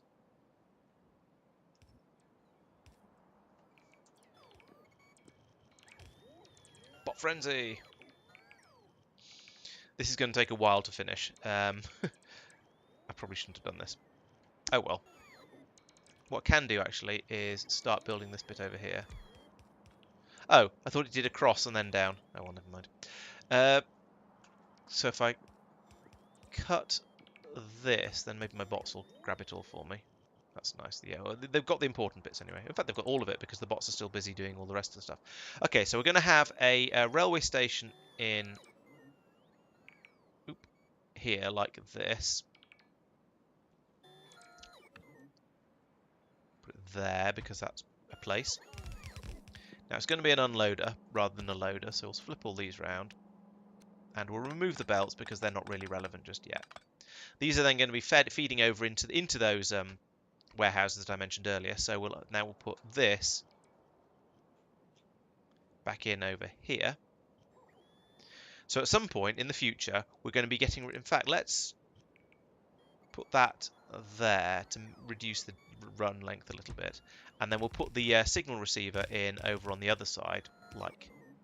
No, you're not a signal receiver. You're a signal receiver. Put the signal receiver in over here like that. Oop, and I've just taken out the pylon, but never mind. Pylon goes there. Right. And power goes through there. Okay. So yes, at some point in the future, we will essentially replace this delivery cannon chest with feeds from these two warehouses to keep all of this stuff up and running and loaded. So that should be fine. And that leaves room for putting in more stations to take stuff away further down as well. And as I said, significantly more space available on the bus here than I expect to need. Let's try and help the bots a bit here because this is going to take forever with the distance they're having to fly everything. Well, in fact, if I've got any... No, I haven't got any yellow chests in my inventory. I can't just put one down. That's a shame.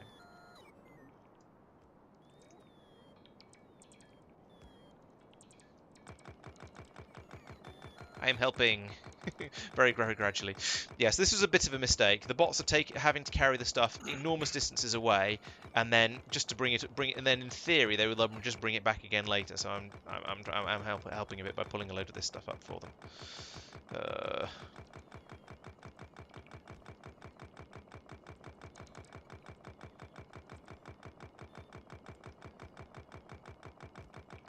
Okay, I'm very surprised you've got so few bots being destroyed, Jacqueline. That's because I'm sure we felt like we got quite a lot of them. The yeah, if they drop out of the sky, it doesn't damage anything, but it wastes it uses up bots that I have potentially other uses for. I don't know, and it just also it's not so much the bots falling out of the sky thing that bothers me. It's just that I think I just prefer the feel of a Factorio base that runs on belts and trains rather than bots. Even when I play vanilla, I try to minimize logistics bot usage, especially for carrying large quantities of stuff around. Stop that. There we go. Why am I flying for all of that? What a waste of fuel. Okay, Persistent. Well, thanks for joining the stream as ever, and we'll catch you next time. Bye, Persistent. Have a good one. I need to copy one of these to try and get the range right. Oh, it's all the way over here. Nice. I do like the construction mode on these things. Although you do... Oh, I don't have any left in my inventory. I do have some left in my inventory. Put it down there. Right, construction mode. There we go. Yeah, I do like the added construction range on the roboports. That is very, very handy.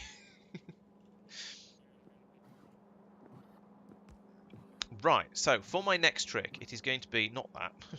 It is going to be the frames and frame, and they require space manufacturers to build. It's coal, glass, beryllium, and light oil. Okay, so we have over here. We will request coal. I'll think about numbers in a minute. Glass, beryllium, which will come in ingot form, and light oil, which will come in barrels because the universe hates us. Heavy oil, dirty water, heavy water. What does a light oil barrel look like? Let's search for it.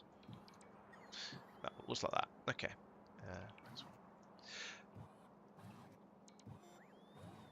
Bioscience is probably yes, certainly a lot of the stuff that you need for it. You need a lot of different types of goo for bioscience. That's certainly true. So minus 500 of each of these, I think. Actually, that's a number. Not so many of the beryllium actually, because it's in ingot form. So we'll just have 100 of those, and these barrels, 100 of those as well. Okay, so over here we then need to set up things. So over here we're going to filter out the barrels here. So we'll say we want light oil barrels coming out of that one. We want coal coming out of this one. Coal. We want glass coming out of this one. Actually, no, we don't. We want we want beryllium coming out of this one, and then this one can be coal, and then or glass. This one can be coal. I think that's everything. 1, 2, 3, 4. 1, 2, 3, 4. Right. Because then here this only goes this far. We don't need it to go any further than that. We will then shove in a assembly machine here like that, and this is going to be a disbarrelification machine. It has occurred. No, not that. It has occurred to me that I'm going to need to do something about the barrels that come out of here. I'm not quite sure what that's going to be yet. I might just shove them back in here in case under the assumption we're going to. Actually, ooh, here we go. We could put in a recycling machine right here, if I can find it. There it is.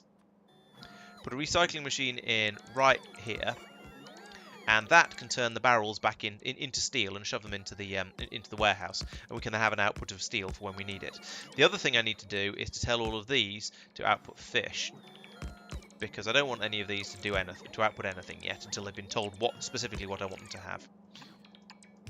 So do that, that, and that. No, not that. Rotate that there.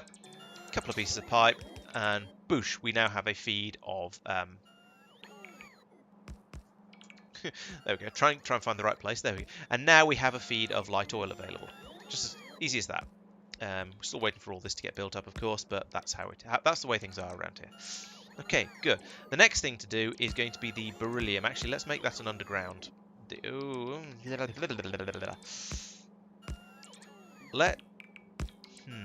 This is kind of in the way. Let's move this to here. Construction mode. Pull up that one. This is going to scare off all the robots, but never mind. Oh, and they're not going to have power. Let's power everything. That's a good idea, isn't it? There we go. Power for everything. And now the robots are scattered a bit, so they're going to go to different roboports. So that's useful, at least.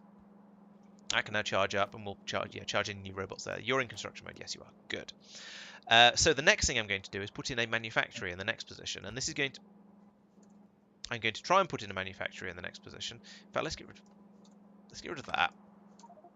I'll sort out the power in a moment. And we shove in the manufactory there, because I'm sort of cautiously hoping that we're not going to need too many different. We're not going to need too much of these materials, and therefore we'll be able to do it all here.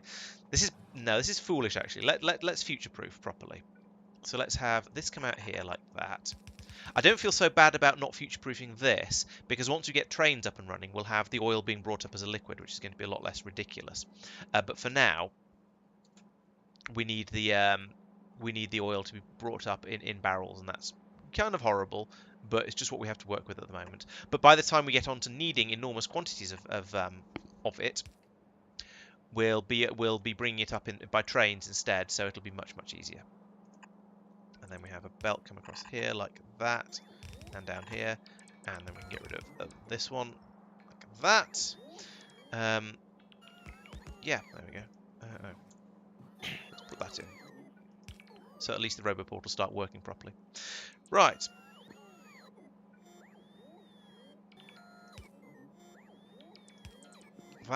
Okay, so there we go. That's broken up my the ingredients I was bringing up in a state where they're not ready to be used, and has got them converted into a state where I'm ready to use them up here, over here. So we've got they'll have the light oil coming out of here, dealing with the steel appropriately. You're going to have to be steel, I think, because otherwise we're just going to not be able to pass it back up. Well, I could pass it back up the system, but that'd be weird. So we'll do that. We've got a belt of steel coming out here in case it's needed in the future. Here we're going to be making the iridium. Beryllium. Here we're going to be dropping in the beryllium and the other things we need. Okay, so the next thing is going to be several of these machines. Let's start with 2, because 2 is kind of several. Let's pull up some of that and can I put in a 7? I can if I remove that one. Because I want this to then. Actually, no, these should be further out. Probably like this. I suppose on the same boss name, this should be further out as well. Like this. Just give a bit more space next to the bus, because things are going to be unexpected. The unexpected is going to happen. You know what they say, expect the unexpected. I'm not quite sure how that's supposed to work, but they say it's a thing you're supposed to do. And now I haven't actually lined these up, so let's pick that up and put it back down again. There we go. So you are going to be unboxing the iridium like that. You two are, when you are finally available, you're going to be making the what do you call it? So let's get the frames. So let's get the ingredients being brought up. So I need glass, which is easy. I need beryllium, which is also easy. If I go over to Talos, yes, Talos is the beryllium planet. I can finally get one of my beryllium cannons working. So you are going to be. Ooh, I need to set up a signal name first before I confuse myself. Norbit. So this transmitter is going to be called from Norbit Astro. And it's going to be hooked up to everything, because I haven't done that yet, and that would be a good idea. So we'll connect that to there, to there, to there, to there, to there, to there, to there. And then also to there, there, there. So that's got my signals onto the... by the way. Don't. Sorry. Rage! Not you, Mike, for once. That's great. Oh, what? Oh, it's the game doing the scattering red and green cables all over the place whenever you do anything thing. It just winds me up a bit. Yeah. Rage. Okay, so we've got all the signals on there. That's ready to go. So they're being transmitted on the on that signal. So if I now go back out to Talos, we can say I want you to. Oh no, you're from Norbit. Okay, you are from Norbit Astro, whatever it's called. From Norbit Astro. There we go. You're going to.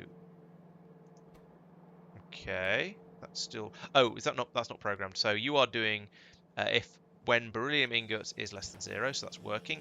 And now we need to tell that to shoot at Norbit orbit to specifically to here, and that should work. So we should have some of those arriving in quite soon.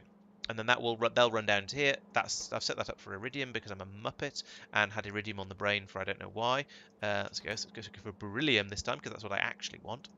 Then you guys down here, you're going to be making for science. No, it's not in there actually. It's in here. Yes, here we go. So I can make blank observation frames from steel, or I can make them from beryllium, and beryllium is clearly better. So we'll be doing that. That requires, so as we said, that requires coal, glass, beryllium, and oil, and it's one of each, so it doesn't really make a lot of difference how I feed the things in. So we'll have a belt coming in here like that. We'll have a splitter there, like that, and then here we will have an underground belt potentially, or maybe not actually. Yeah, the glass would be the sensible next one to do here, I think. So we'll put that there, which means that needs to be an underground like that, and then we have a belt coming up here. So that's 2 of my inputs. The other one input can come in here, and oh, actually, how many are we making when we do this? 10. Okay, so we need the output belt. Absolutely has to be a close one, and then the other input belt can be over here and with a red inserter, and we'll bring oil in from. Probably down here, given how crowded and tight this area has got. So we can then put this to here. We'll need then go underground here like that. Then over here we'll have an input there, and we'll rotate these round so that actually works. And then how far apart are those? I can't really eyeball it. There probably isn't going to be. Yeah, because I think. Could use a no, it's going to be a 7 to go between those, isn't it? It's going to be an 8 ideally, which is not a thing, but never mind. We'll do that, and then fill the rest in with these. 1, 2, 3, 4, 5, 6, 7, 8.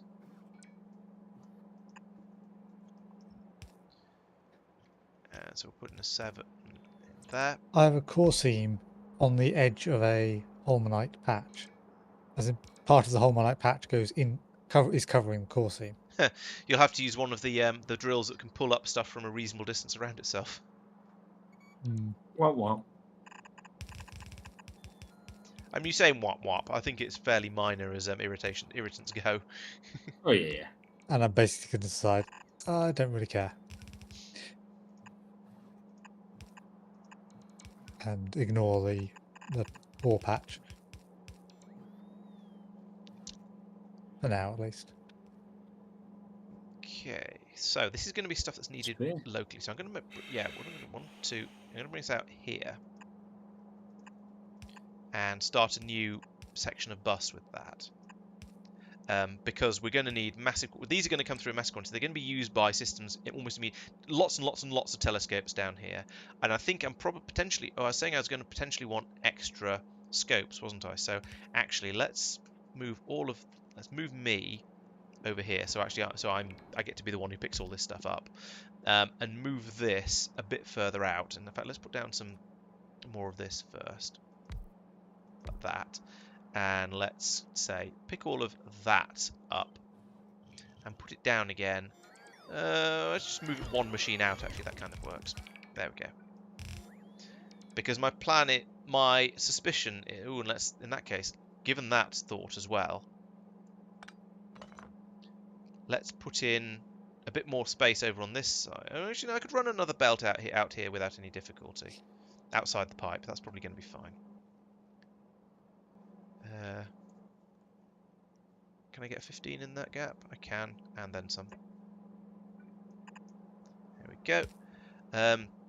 Right, so yes, we're going to have these machines dumping out massive quantities of the frames, and I'm expecting this to go longer and longer and longer and longer and longer, and eventually be filling up multiple belts. So we'll have another belt come along here. 2 may well be enough. I don't know. I'm going to allow for 3 just in case.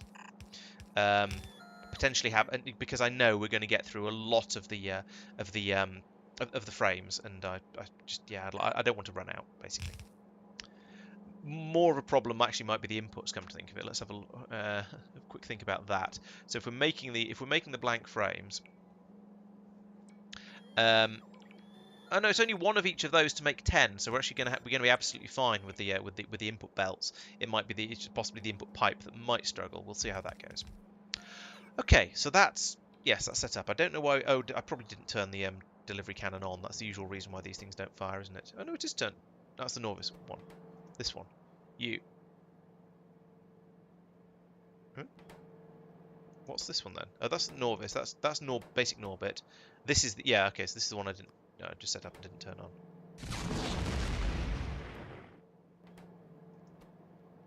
Yeah, that is all correct. Okay, good. We've just got one here that can fire at Novice if we ever want Beryllium on Novice, but we haven't required any yet. Gotcha. Oh, you're still charging up. Okay, that's fine. Right, so there we go. Beryllium is being put into here. Now, at the moment, that's fine. For now, I'm going to just put in filter inserters all the way across here, and not worry about setting up the filters on them. I'm just going to blacklist everything. But in the future, I'll come along and probably get them configured to decide to only blacklist specific things. So, for example, whatever is supposed to be staying in this one will be blacklisted by its inserters. And yeah, there's only 4 in there. Maybe I don't know. We'll come up with some way of doing this. Probably use the system I used before, actually. Okay, so there we go. There's a power problem down here. Let's move this cable over here, and then.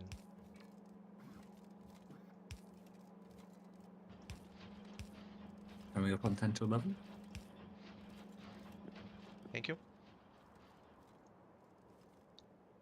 Okay, these inserters should be absolutely fine for the inputs. And then on the output, I will definitely need green ones because these are going to be very, very productive. It seems fairly crazy that it takes in it actually outputs 10 times as much of all of 10 times the quantity of each of the inputs. But you know, I'm not going to complain about that because that means it's going to be bringing in lots and lots of useful stuff. So right, back to Novice now. This is not Novice. Back to Novice now. Novice, that one. I've got them sorted in some funny order. I think they're still all sorted in size order after somebody asked me about planet sizes earlier on.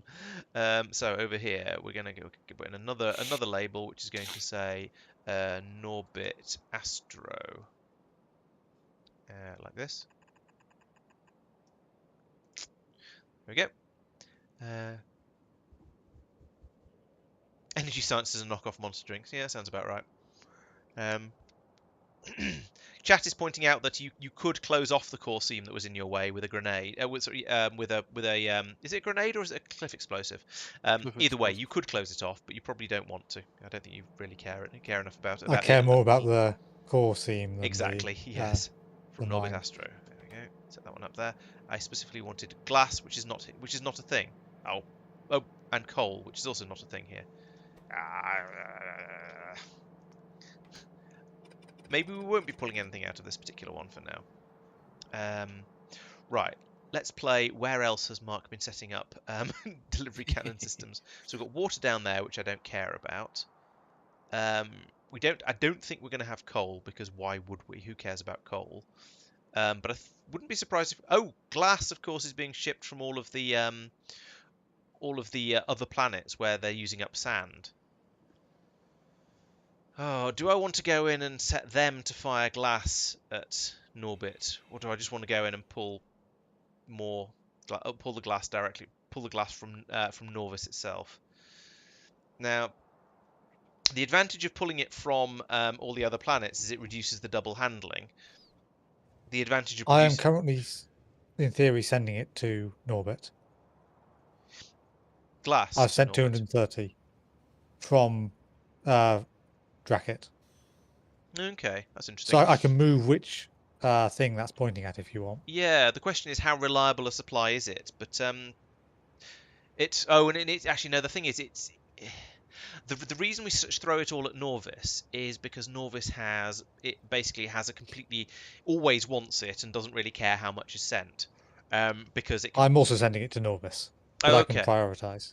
Oh right, in that case, yes. If you could send it over to the other one over in the Norbit Astro instead of to Norvis, instead of to Norbit Mall, yeah. And as long as you've got a backup for if there's not enough being demanded, yeah, that sounds great. Thank you.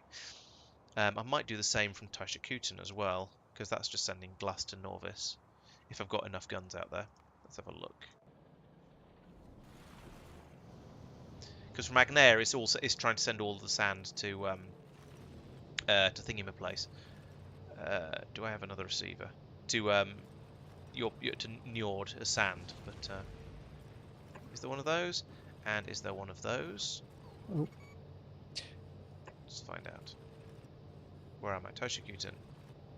No, can't do that. Taishakuten it doesn't have any more resources to ship. Actually, there's a couple of spare delivery cannons over here, but there's no spare signal receivers, so that's pointless. Okay, let's have a look at my other planet. I feel like more like I can fiddle with my own planets than other people's. So yeah, over here, this is. I assume it's the obvious one in the Astro area. Yes.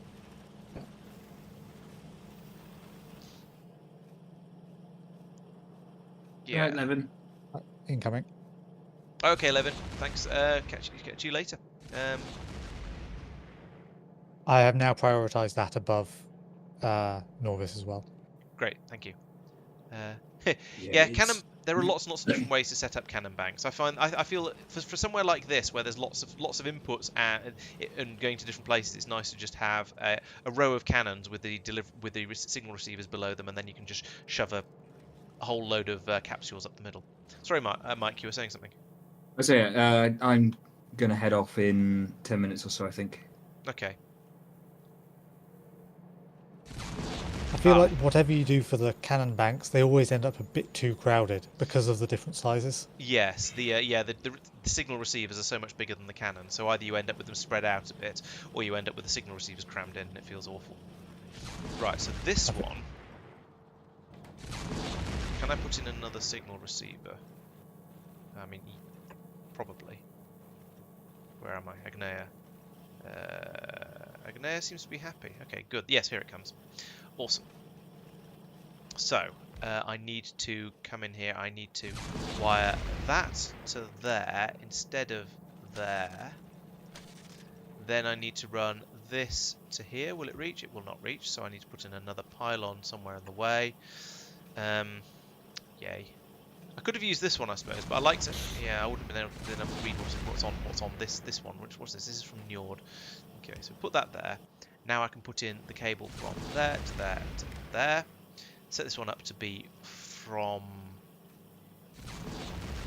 Wait, what? Oh, okay, yeah. From Norbit Astro, and that's turned off, which is probably good. And then we need to set this to then shoot at Norbit Orbit Astro here, that one. Yeah, there we go. So there's passing some glass across there. That's fine. And then over here, this gun will now, it is firing. Okay, it's firing a few extra ones at Norbit for now, while it runs through it sort of the things that have been loaded into it. Because we can see no signals on that at all. What? Oh, we have no electricity. That's why. That pylon should have been a little bit further down to power this thing. Turns out signal receivers don't work too well if you don't power them. Pylon, please. Here it comes. Boing. That's powered up. Now there we go. So we've got a decent amount of glass. This one can fire glass to Norbit as and when required. Norbit as and when required. It's filling up with glass there, as you see. But when this fills up, it will then spill over and go into this cannon instead over here, so we won't have any problems with that, I think. What's that? I don't know where that comes from at all. I am going to need to have an emergency overflow on this, though, so I'll put in a red splitter here. Hopefully I've got one of those. I'll put it there. I can take that, put it there instead, and get rid of that. And then I can run this belt. Actually, this is going to be the tricky part. I think these red belts are the thing I'm shortest of over here. Run that over there like that. There we go. So whichever way, when this backs up as it's done now, hopefully we've got enough red belts left for this. It looks promising at the moment. Yeah, it looks okay. And then we'll be able to overflow the glass into the chute that goes down into this gun. So we've reduced the rate we can get rid of the glass at, which is a bit of a shame. But we have now got a supply of it going to Norbit where it's going to be needed eventually. So now, yes, we now have glass coming down here. Excellent. So now we just need coal and light oil. So that's going to be difficult. Let's back into hierarchy from order. There we go. Norvis. Yes, we had a look at Agnea, Paul. You're quite right. Yeah, I couldn't stay away from it forever. I had to dip in there briefly. So, light oil is going to be the easy one. Let's do that first, because that's just going to be down here with all of these other things. So we put in... Is that a puddle? I think that's a puddle. Let's put in some landfill. So put in one of these in here in a moment. Light oil, there's still no cannons actually doing that yet, but if we put in another cannon here, we can put in a machine to load it up with light oil barrels, and yeah, this is fine, as they say. Get that one set up. So now we need to find a feed of light oil. So where is the light oil? If you were light oil, where would you be hiding? If you were light oil, you wouldn't be hiding anywhere, because you're just not used, because you're not actually that useful. So I'm being fed down here. Where does this go? This goes in... Oh, making solid fuel. Okay. That's not too far away. I can get a pipe to that one without any trouble. So we'll run it down... Could run it down the middle of here. No, there's some belts in the way. Let's run it down here. So if we go from here, we can also then do that and that. So that's linked in there nicely. This then comes down here next to the heavy oil. Down to here. Why have you put that there, Laurence? That won't work. Okay, take that back out. Then put that across to there. Now we just need one of these in here, but I can't put it there yet because there's because that puddle needs to be filled in first. So now we're waiting for the bots to come over and do their thing. But that's going to be that's going to be a nice easy setup. It'll bring the bring the light oil over to over there to Norbit where it's needed. Plump, plump, plump, plump. There we go. So put another receiver in here, like that, and then once all this is built, we can wire it all together and program it. So coal. Let's play a little. Oh, that's handy. Yeah, okay. If I put in another signal receiver here, and another delivery cannon here to go with that signal receiver, We can take a feed off the plastic area. Put in another one of those there. Down underneath that. Across here. Like that. There we go.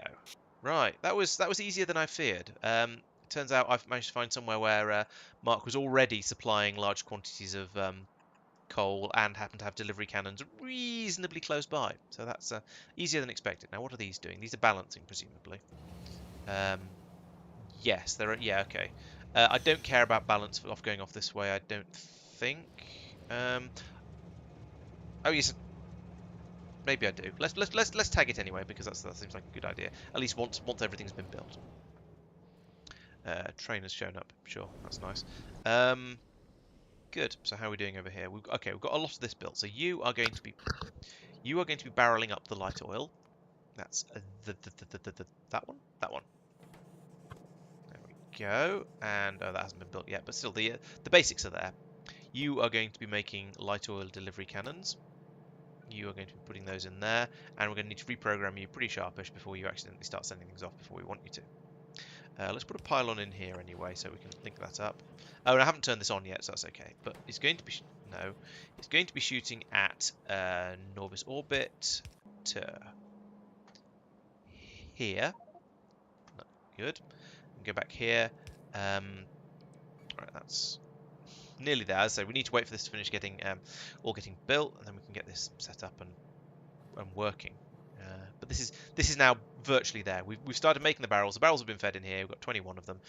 This is good. Just need to turn it on and get the delivery cannons in and tell it when to stop firing as well as when to start.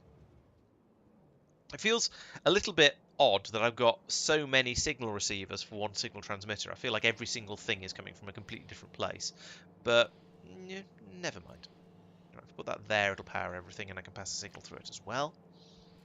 But I'm going to have to wait for that pylon to turn up, of course. And just over here. Still waiting for the transmitter to be... We are making signal receivers on Norvis, aren't we? Yes, I'm sure we are. It's a silly question, but it just feels a bit slow. Okay. I'm afraid, given I've got an incredibly manic week, I do need to leave at this point.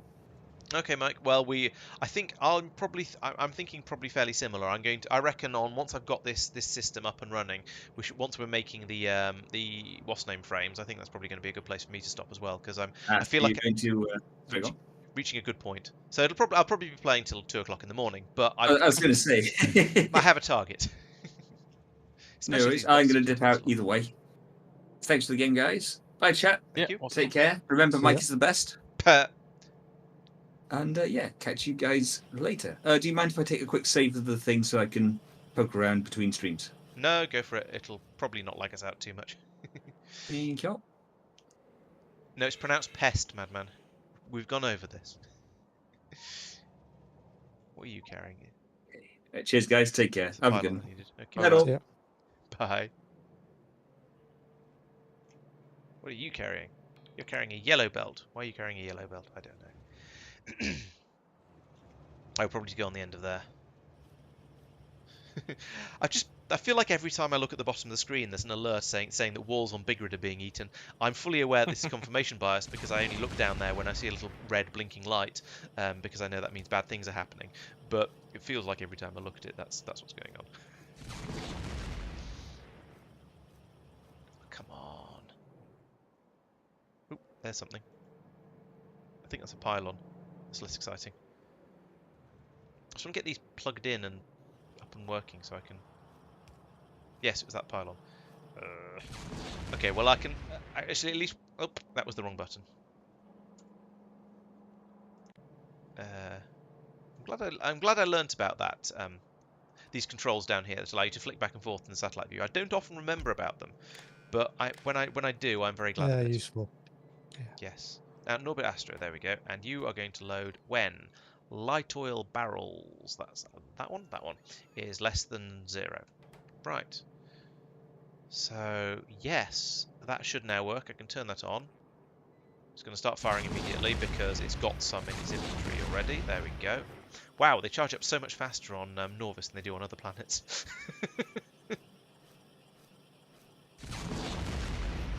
That's incredible.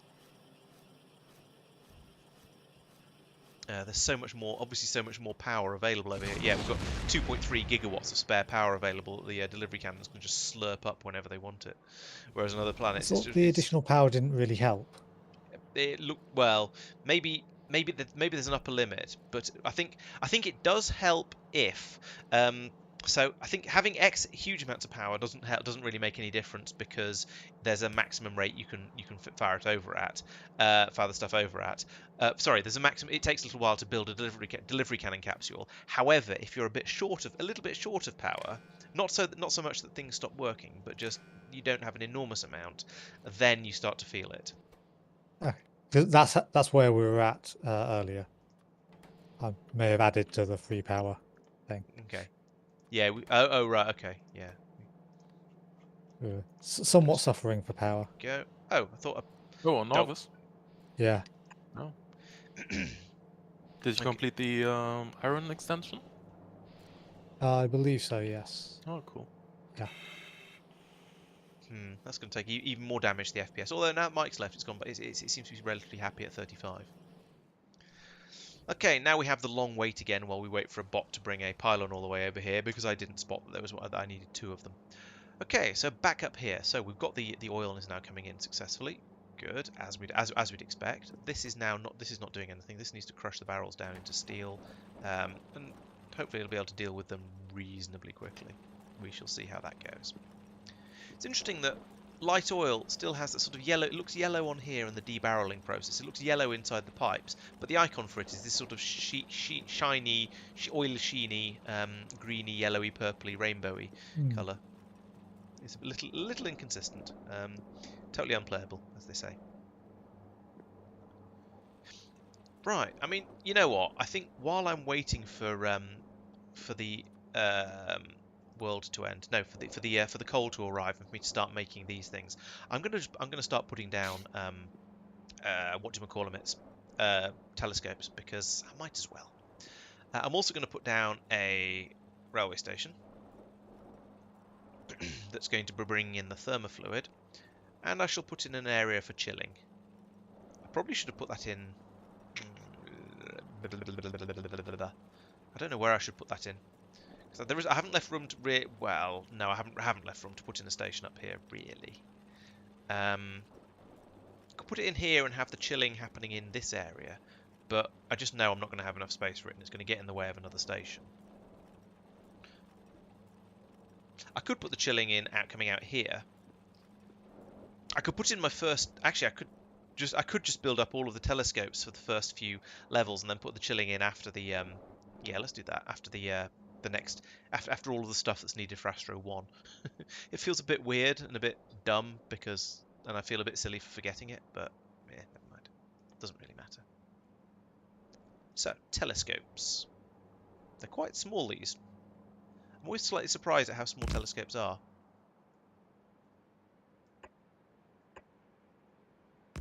Let's put down 2 to start with. Right, so they're going to need they're going to need blank frames. You're not blank frames. They're going to need blank frames coming in here, which is going to be one of these. Let's start with the first belt, and I'll put in some sort of. I'm leaving plenty of space so I can put in shenaniganery around here if I need to swap to make sure all the belts stay full, basically. So yeah, we've got a couple of telescopes in there. They're going to need coolant coming in the top, and they're going to need hottant coming out the bottom. They're so small I can't do the underground belt trick that I sometimes do with these things. So that's good.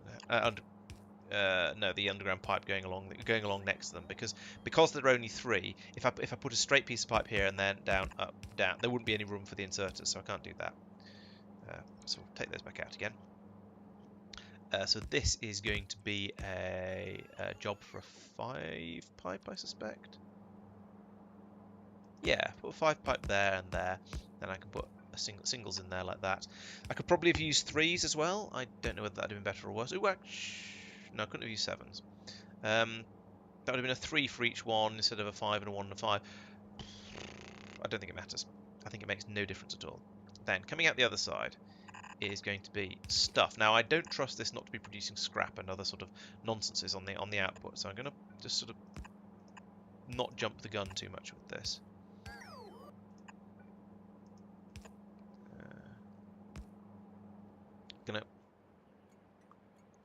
Are my telescopes being brought? Am I even in the construction area? Yes, I am. Easily inside the construction area. Can I have some telescopes, please? I assume they're just on their way over. Or is this... Ooh, hang on. No, this is inside the construction area. Inside the logistics area. Have they just been brought over when I wasn't... Yes, they've been brought over while I wasn't looking. This game likes to troll me. So, let's go in alphabetical order. So we'll start off with infrared. Okay, there's no junk being produced by that. That's all right. So we're going to do that. Then the next row, if we put them in the next row in the other way up, so we'll have the pipe, an input belt. Can I share an input belt with these things? Because I can. No, I don't think I can.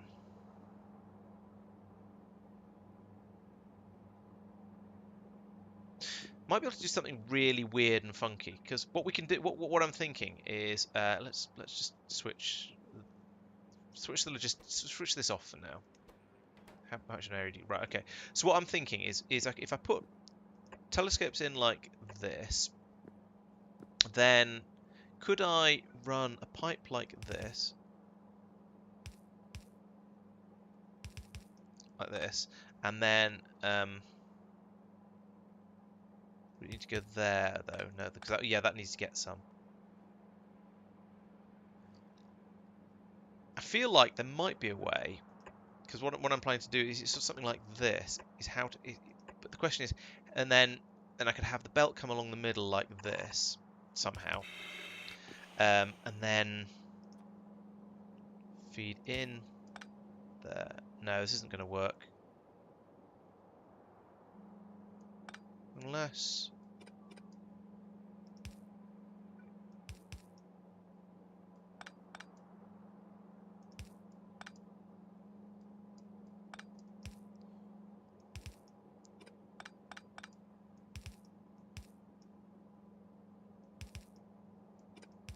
Could I do... Yeah, I could probably do something like this.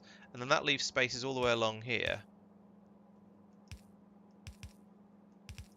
Do I want to do that, though? What do you think? I mean, it's weird and strange and tangly. But, I mean, I totally could run a belt through the middle of here. Like that. And get them packed in slightly more closely together. And it looks weird and strange and kind of cool. No, doing it with the space between buildings, it feels like cheating, and well, not cheating, but not worth the novelty value. But if I do this, then I can have the two of them fed in like that, and then an output belt there and an output belt there, of course. I think that's mildly interesting. Yeah, let's do it like that. Okay, so I'll pick up all of this. I didn't mean to use cut for that. Oh well, never mind. No, don't rebuild this. This one I will cut because I'm going to want to paste it in. So put that in. If I put this in here, so let's line it up with that because that seems to be how I do these sort of things. Let's put that there. Poink. There we go. So this is now going to be, yeah, we'll have the infrareds on the top and the other, whatever's next on the bottom. The output is going to be straight up obvious for this. Out, and we'll do what I was talking about before, what I was sort of planning before with the output, because there's no real need to do anything special along here. So we can then just come in along here with the threes, boom, boom, boom. But then over here, again on the bottom side, I want to do the. Do we think half? The question is half a belt of each of the types of card going to be enough? Types of not card, frame going to be enough? It probably is. So let's do this again underneath. So we'll copy that. Rotate. Not sure that will be. Sorry. Not sure that. I think I had that and it was just about struggling. Okay. Well, I'll leave room to run some extra belts around the outside of it. Yeah. So we can put more over here with additional belts flowing out. So, yeah, we're going to have this is going early to be on. Yeah, it absolutely shared output be. belt. There we go, like that. All this is nonsense. said all this is nonsense. You're not listening to me. There we go. That's going to go as well. So move that.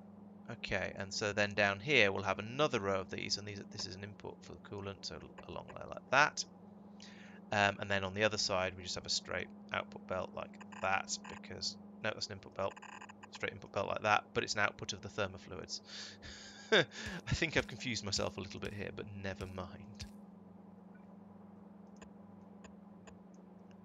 Okay, so there's my yeah, everything. So this will come down here, we'll split it off here, boom, into there, and into there. And then here we'll have one output from there and from there. And now let's flick this back over to being construction port, and we can get this thing built up. Okay, so that's my that's that done. Let's put in another row of these across here because I'm going to need some more space to play with. And while that's happening, let's go and find out what's happening with the coal over on Norvis. Right, here we go. What are you doing? You are not shooting it anywhere. So you're supposed to be shooting at Norvis orbit, and you're supposed to be shooting up here, like that. And that means we now need to turn you on, like that. And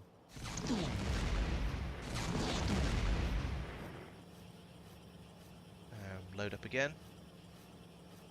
And we've got another 3 capsules in there, so we'll keep firing those out.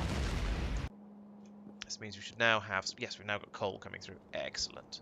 And it's being passed out basically as quickly as it's coming in. That's fine. Life will calm down. Oh, I need some red inserters along here as well. Was that what someone was talking? Someone said red. Oh no, Dennis was talking about something else. But yes, I do need some red inserters along here to load these up. And it's okay because it's just coal. We only need one going in for every 10 of these coming out, so they're actually quite well balanced. There we go. That's a nice supply of frames coming out now. Filling up there, but now we just bring all these in. Oh, power. Power is useful. Oh, I haven't thought about power with this convoluted system here. Ah, damn it. Could someone... Substations? Oh, substations. Yes, that's a good point. Do I have substations up and here? And if the awesome substations would be ideal, but... yeah. I assume we don't actually have them. We've got like 3 of them or something, I think. Yeah. Well, there are substation Mark IIs. Oh, yeah. Which have they've got a bit more range. It's not... It's extra 4. It's an extra 4. If I put that there... Yeah, that'll be alright. I'll just need to move the... what's the name on the next one? And then one down there in the same way. Energy 2 and Astro 1. Okay. The awesome ones. Right. Okay. So I think they're probably lower on the priority list than space elevators. Oh but no, if one person's we don't have any doing material in orbit. And one person's making. That's true. If we're all doing different sciences, then we might get that rather suddenly.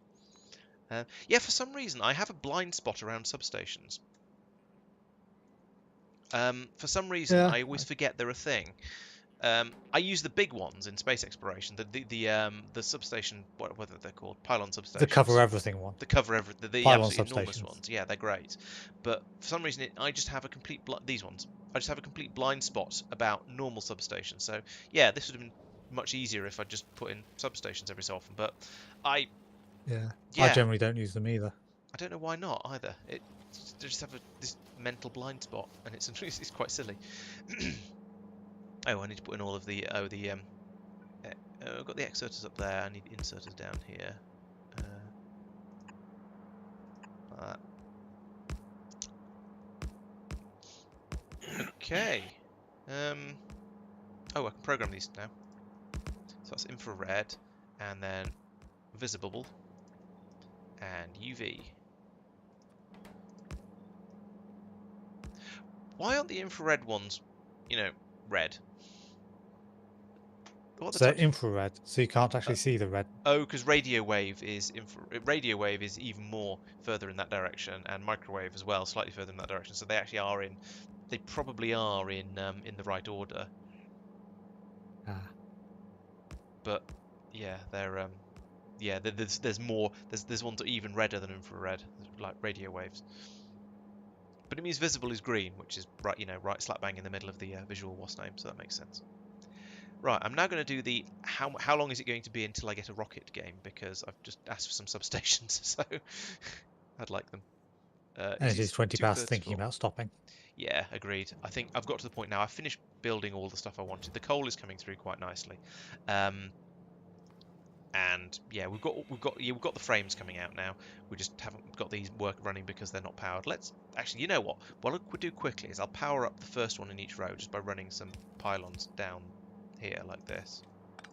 Oh, they haven't got coolant, so nothing's going to happen anyway. Okay, so there's no point in doing that. I need to get the coolanting before they'll actually produce anything. Yeah, so this is a good place to stop. Thank you everyone for watching. I hope you've enjoyed the stream. Marc has not enjoyed the stream. Yeah, but I'm in the middle of finishing my Bridget base defense. How long do you reckon you need? Flowers? No, like 20 minutes.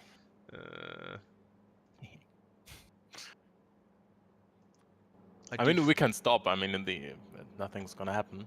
Yeah, it might get blown up during the video, but that doesn't matter. Yeah, because exactly. That's not the thing that gets saved. Yeah. I'm just quickly putting some radars in around my around, because I've just noticed that there's a lack of radar coverage, and it just mildly annoyed me. So I thought, you know what, let's fix that. I think there's one over here already, but can't see it, so I'll put one anyway. And then definitely down here. So yes, in this session I have done stuff like putting radars in places where they don't fit. Apparently, I'll put one up there, and then one down here, because why not? Okay, so yes, I've so I want to say I've finished off my recycling. I'm not sure that's actually quite true, because we're still not using any of these resources. We're just putting them into stations and going, yeah, that'll do. We'll just shove them in there. But we are now turning it all into useful resources that we can then deal with later. We're then doing the same with all of the contaminated goop. That's actually not true, because I have no idea where the uranium goes when we clean out contaminated sludge. Actually, I need to look into that. Mark that on my calendar. But then I've also got down here, I've got the fluids up and working completely now. So we had all of these before, but now the thermofluid is being made in quantities. By quantities, I mean we've got 11,000 in these tanks down here, so that is indeed some. So good. And yeah, okay, it is running. It's running as quickly as we're making the orange goop. So we may need in the future to extend the orange goop production out this way a little bit. But for now, I'm not too worried about that. We'll see when it becomes a crisis. Over here, crunching the barrels, making the steel, yes. And over here we are. Yes. Over here we will. Why is this still not launched a rocket? What is going on Norvis? This review stage may take the 20 minutes that Marc requires. So over here, oh okay, we are still filling up with. Oh blimey. Okay. We are still very, very slowly filling up with all of the rough data storage substrates we need, and this is taking all of the time in the world, because, as stated, we need to make 25,000 of them before we can actually do anything, before the rocket will launch, and that's going to take a while, because, well, these are all... I mean, that is because these machines are all packed full of productivity modules. There aren't any beacons in here. It's just a bit slow, so yes. This might be a candidate for an upgrade at some point. We'll see how it goes, actually, because it'll be a little while at least until we start to need these things in particularly high quantities. But when we do, we will need a lot of them. So I think that's going to need to be upgraded at some point in the future. But yeah, this rocket is 2/3 full as well. So both my rockets are 2/3 full, and I'm waiting for both of them. But you know what? I'm not actually waiting for memory cards to be anywhere yet. I've got plenty more work to do before I need them. So actually, I don't think it's too much of a problem. So yes, eventually we'll get that'll kick in, start working. Then over here, I built up this area, which is now going to be doing telescopy-based stuff. So yeah, I think that's been reasonably productive. I've spent a lot of time going around the solar system, going, where can I get this particular resource from that already has delivery cannon capsules in about the right kind of area? And I've actually been reasonably successful at it, to be honest. It's been easier than I would have expected, so that's gone quite well. So things are coming together nicely. I'd say, this is probably halfway to producing astroscience. This may be famous last words, and I'll realise I'm missing some very important things in the next stream, but I'd say it feels like, having got all the bits and pieces together in order to make the frames, feels like I've done most of it, because I already have the machines for making the actual science packs being built elsewhere already. And we're probably going to be making a science park as well at some point, I imagine. So all I need to do here is make the catalogues and shove them into a train. We shall see. We'll see how that goes. So I think that's gone quite well. I haven't looked at all at what anyone else has been doing. Does anyone want to do a quick show and tell? Okay, well, I guess it's the end of the stream then. Yeah, don't think there's anything. Well, you can Things have a look. improved, but Yeah, I extended a bit the base, and that's about it. I made the wow, a lime, bit, he says. yeah, the That's a huge lime green vitamin lens Oh, stuff. the extract. Yeah, and then Nice. discovered that you cannot cannon that, so Oh.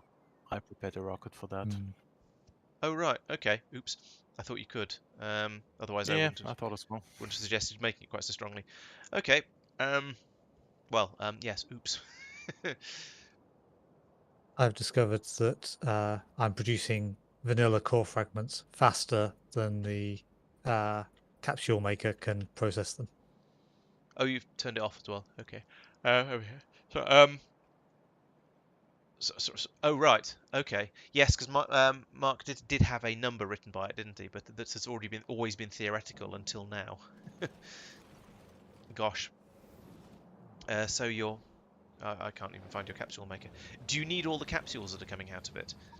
Because it occurs to me that probably not. Because it occurs to me, if you start just shipping out lots and lots of your core fragments in capsules, then that'll solve both problems. Yes, that is what will happen. Okay. There's a splitter here. Yes, I see. Right. So yeah, you'll the excess. So that disable mode. I've just gone through upgrading the belt, and then I found, suddenly the chest is just completely full now. Cool. Yeah, so that'll eventually back up, and then you can start. Well, I say eventually back up. It hasn't. Yeah, the chest is. It seems to be. So I've just chucked in the speed beacons, literally just now. Oh, I see. Okay, gotcha. So now they're churning through so much faster, and the rest. All of your outputs just filling are up now that jammed. storehouse. Yeah.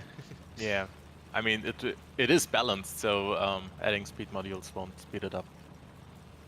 Yeah, you'd have to speed module everything the same amount for it to. Yeah. So at the moment you're just going to fill up the storehouse in the middle. Yeah, but that means it'll chuck out more raw resources. True. That will then feed down, and yeah. I'm sort of I'm blindly assuming that will be more efficient than sending out. Because you're using the copper one as well.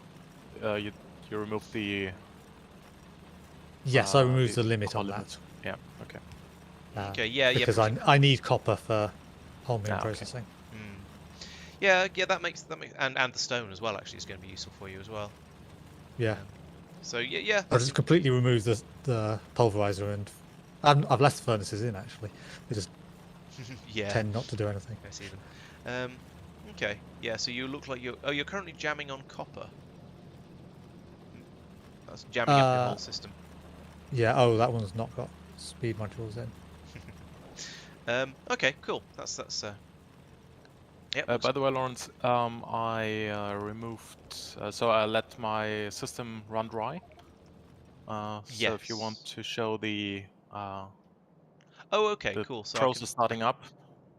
Yeah, that makes sense. Yeah, because last time I just chucked a warehouse in, which was, I mean, good enough at the time, but because you'd filled it, everything was full. Yeah, that makes sense. I saw that. I can just turn it on down here, and right next to where you're standing, and presumably it'll all start to flow again. Cool. I'll worry about that Well, I'll say it later. It'll probably be tomorrow when I make the first video, because I tend to try and do this as soon as possible. Right, so yes, we've been doing stuff. And Mike, let's have a quick look at Kothar, see what Mike's been up to, because he probably has. Again, put my camera over there for some reason. Oh dear. Mike has been putting sarcastic comments all over his map to say what he's been doing that's new. I mean, that actually is kind of useful, but it's still just a bit Mike. You should have seen this before and you haven't. Oh dear. Right, okay. You know what? Let's just leave this for the video. I can't bother to deal with Mike right now. So yes, thank you everyone for watching. I hope my advertising earlier in the stream has convinced you all to run off to, as soon as the stream ends, to watch all the GTA videos because they are good fun. And there'll be a new one coming out on Thursday for supporters, and that same video will be coming out the week after for non-supporters. And there's a nice long backlog if you're looking for other GTA videos to watch. Let's see what else is happening. Wednesday will be the XCOM stream. I'm having a lot of fun with that. We're getting. I feel like we're making quite good progress. We're still losing a lot of soldiers because, you know, it's XCOM. But yeah, come along on Wednesday. Put your name on a soldier. See how long they survive for. We've had a few people die 4 times or over already. I don't think we've got onto number 6 of anybody's name yet. But it's only a matter of time. The rate I seem to be getting through soldiers. I'll try not to make any more terrible decisions next time. What else is going on? Yeah, Friday, Saturday will be the update videos from this stream, and then I've got a video that's in the works at the moment, which I'm hoping to release next Tuesday for supporters, but it's taking a little bit longer to put together than I would expect. I keep talking too quickly and feeling like my commentary is a bit too fast. Me talking too quickly, would you believe it? Well, yes. So yeah, make sure you come back for all of that. Please make sure you're subscribed to the YouTube channel and you're following on Twitch, or vice versa if you're feeling generous.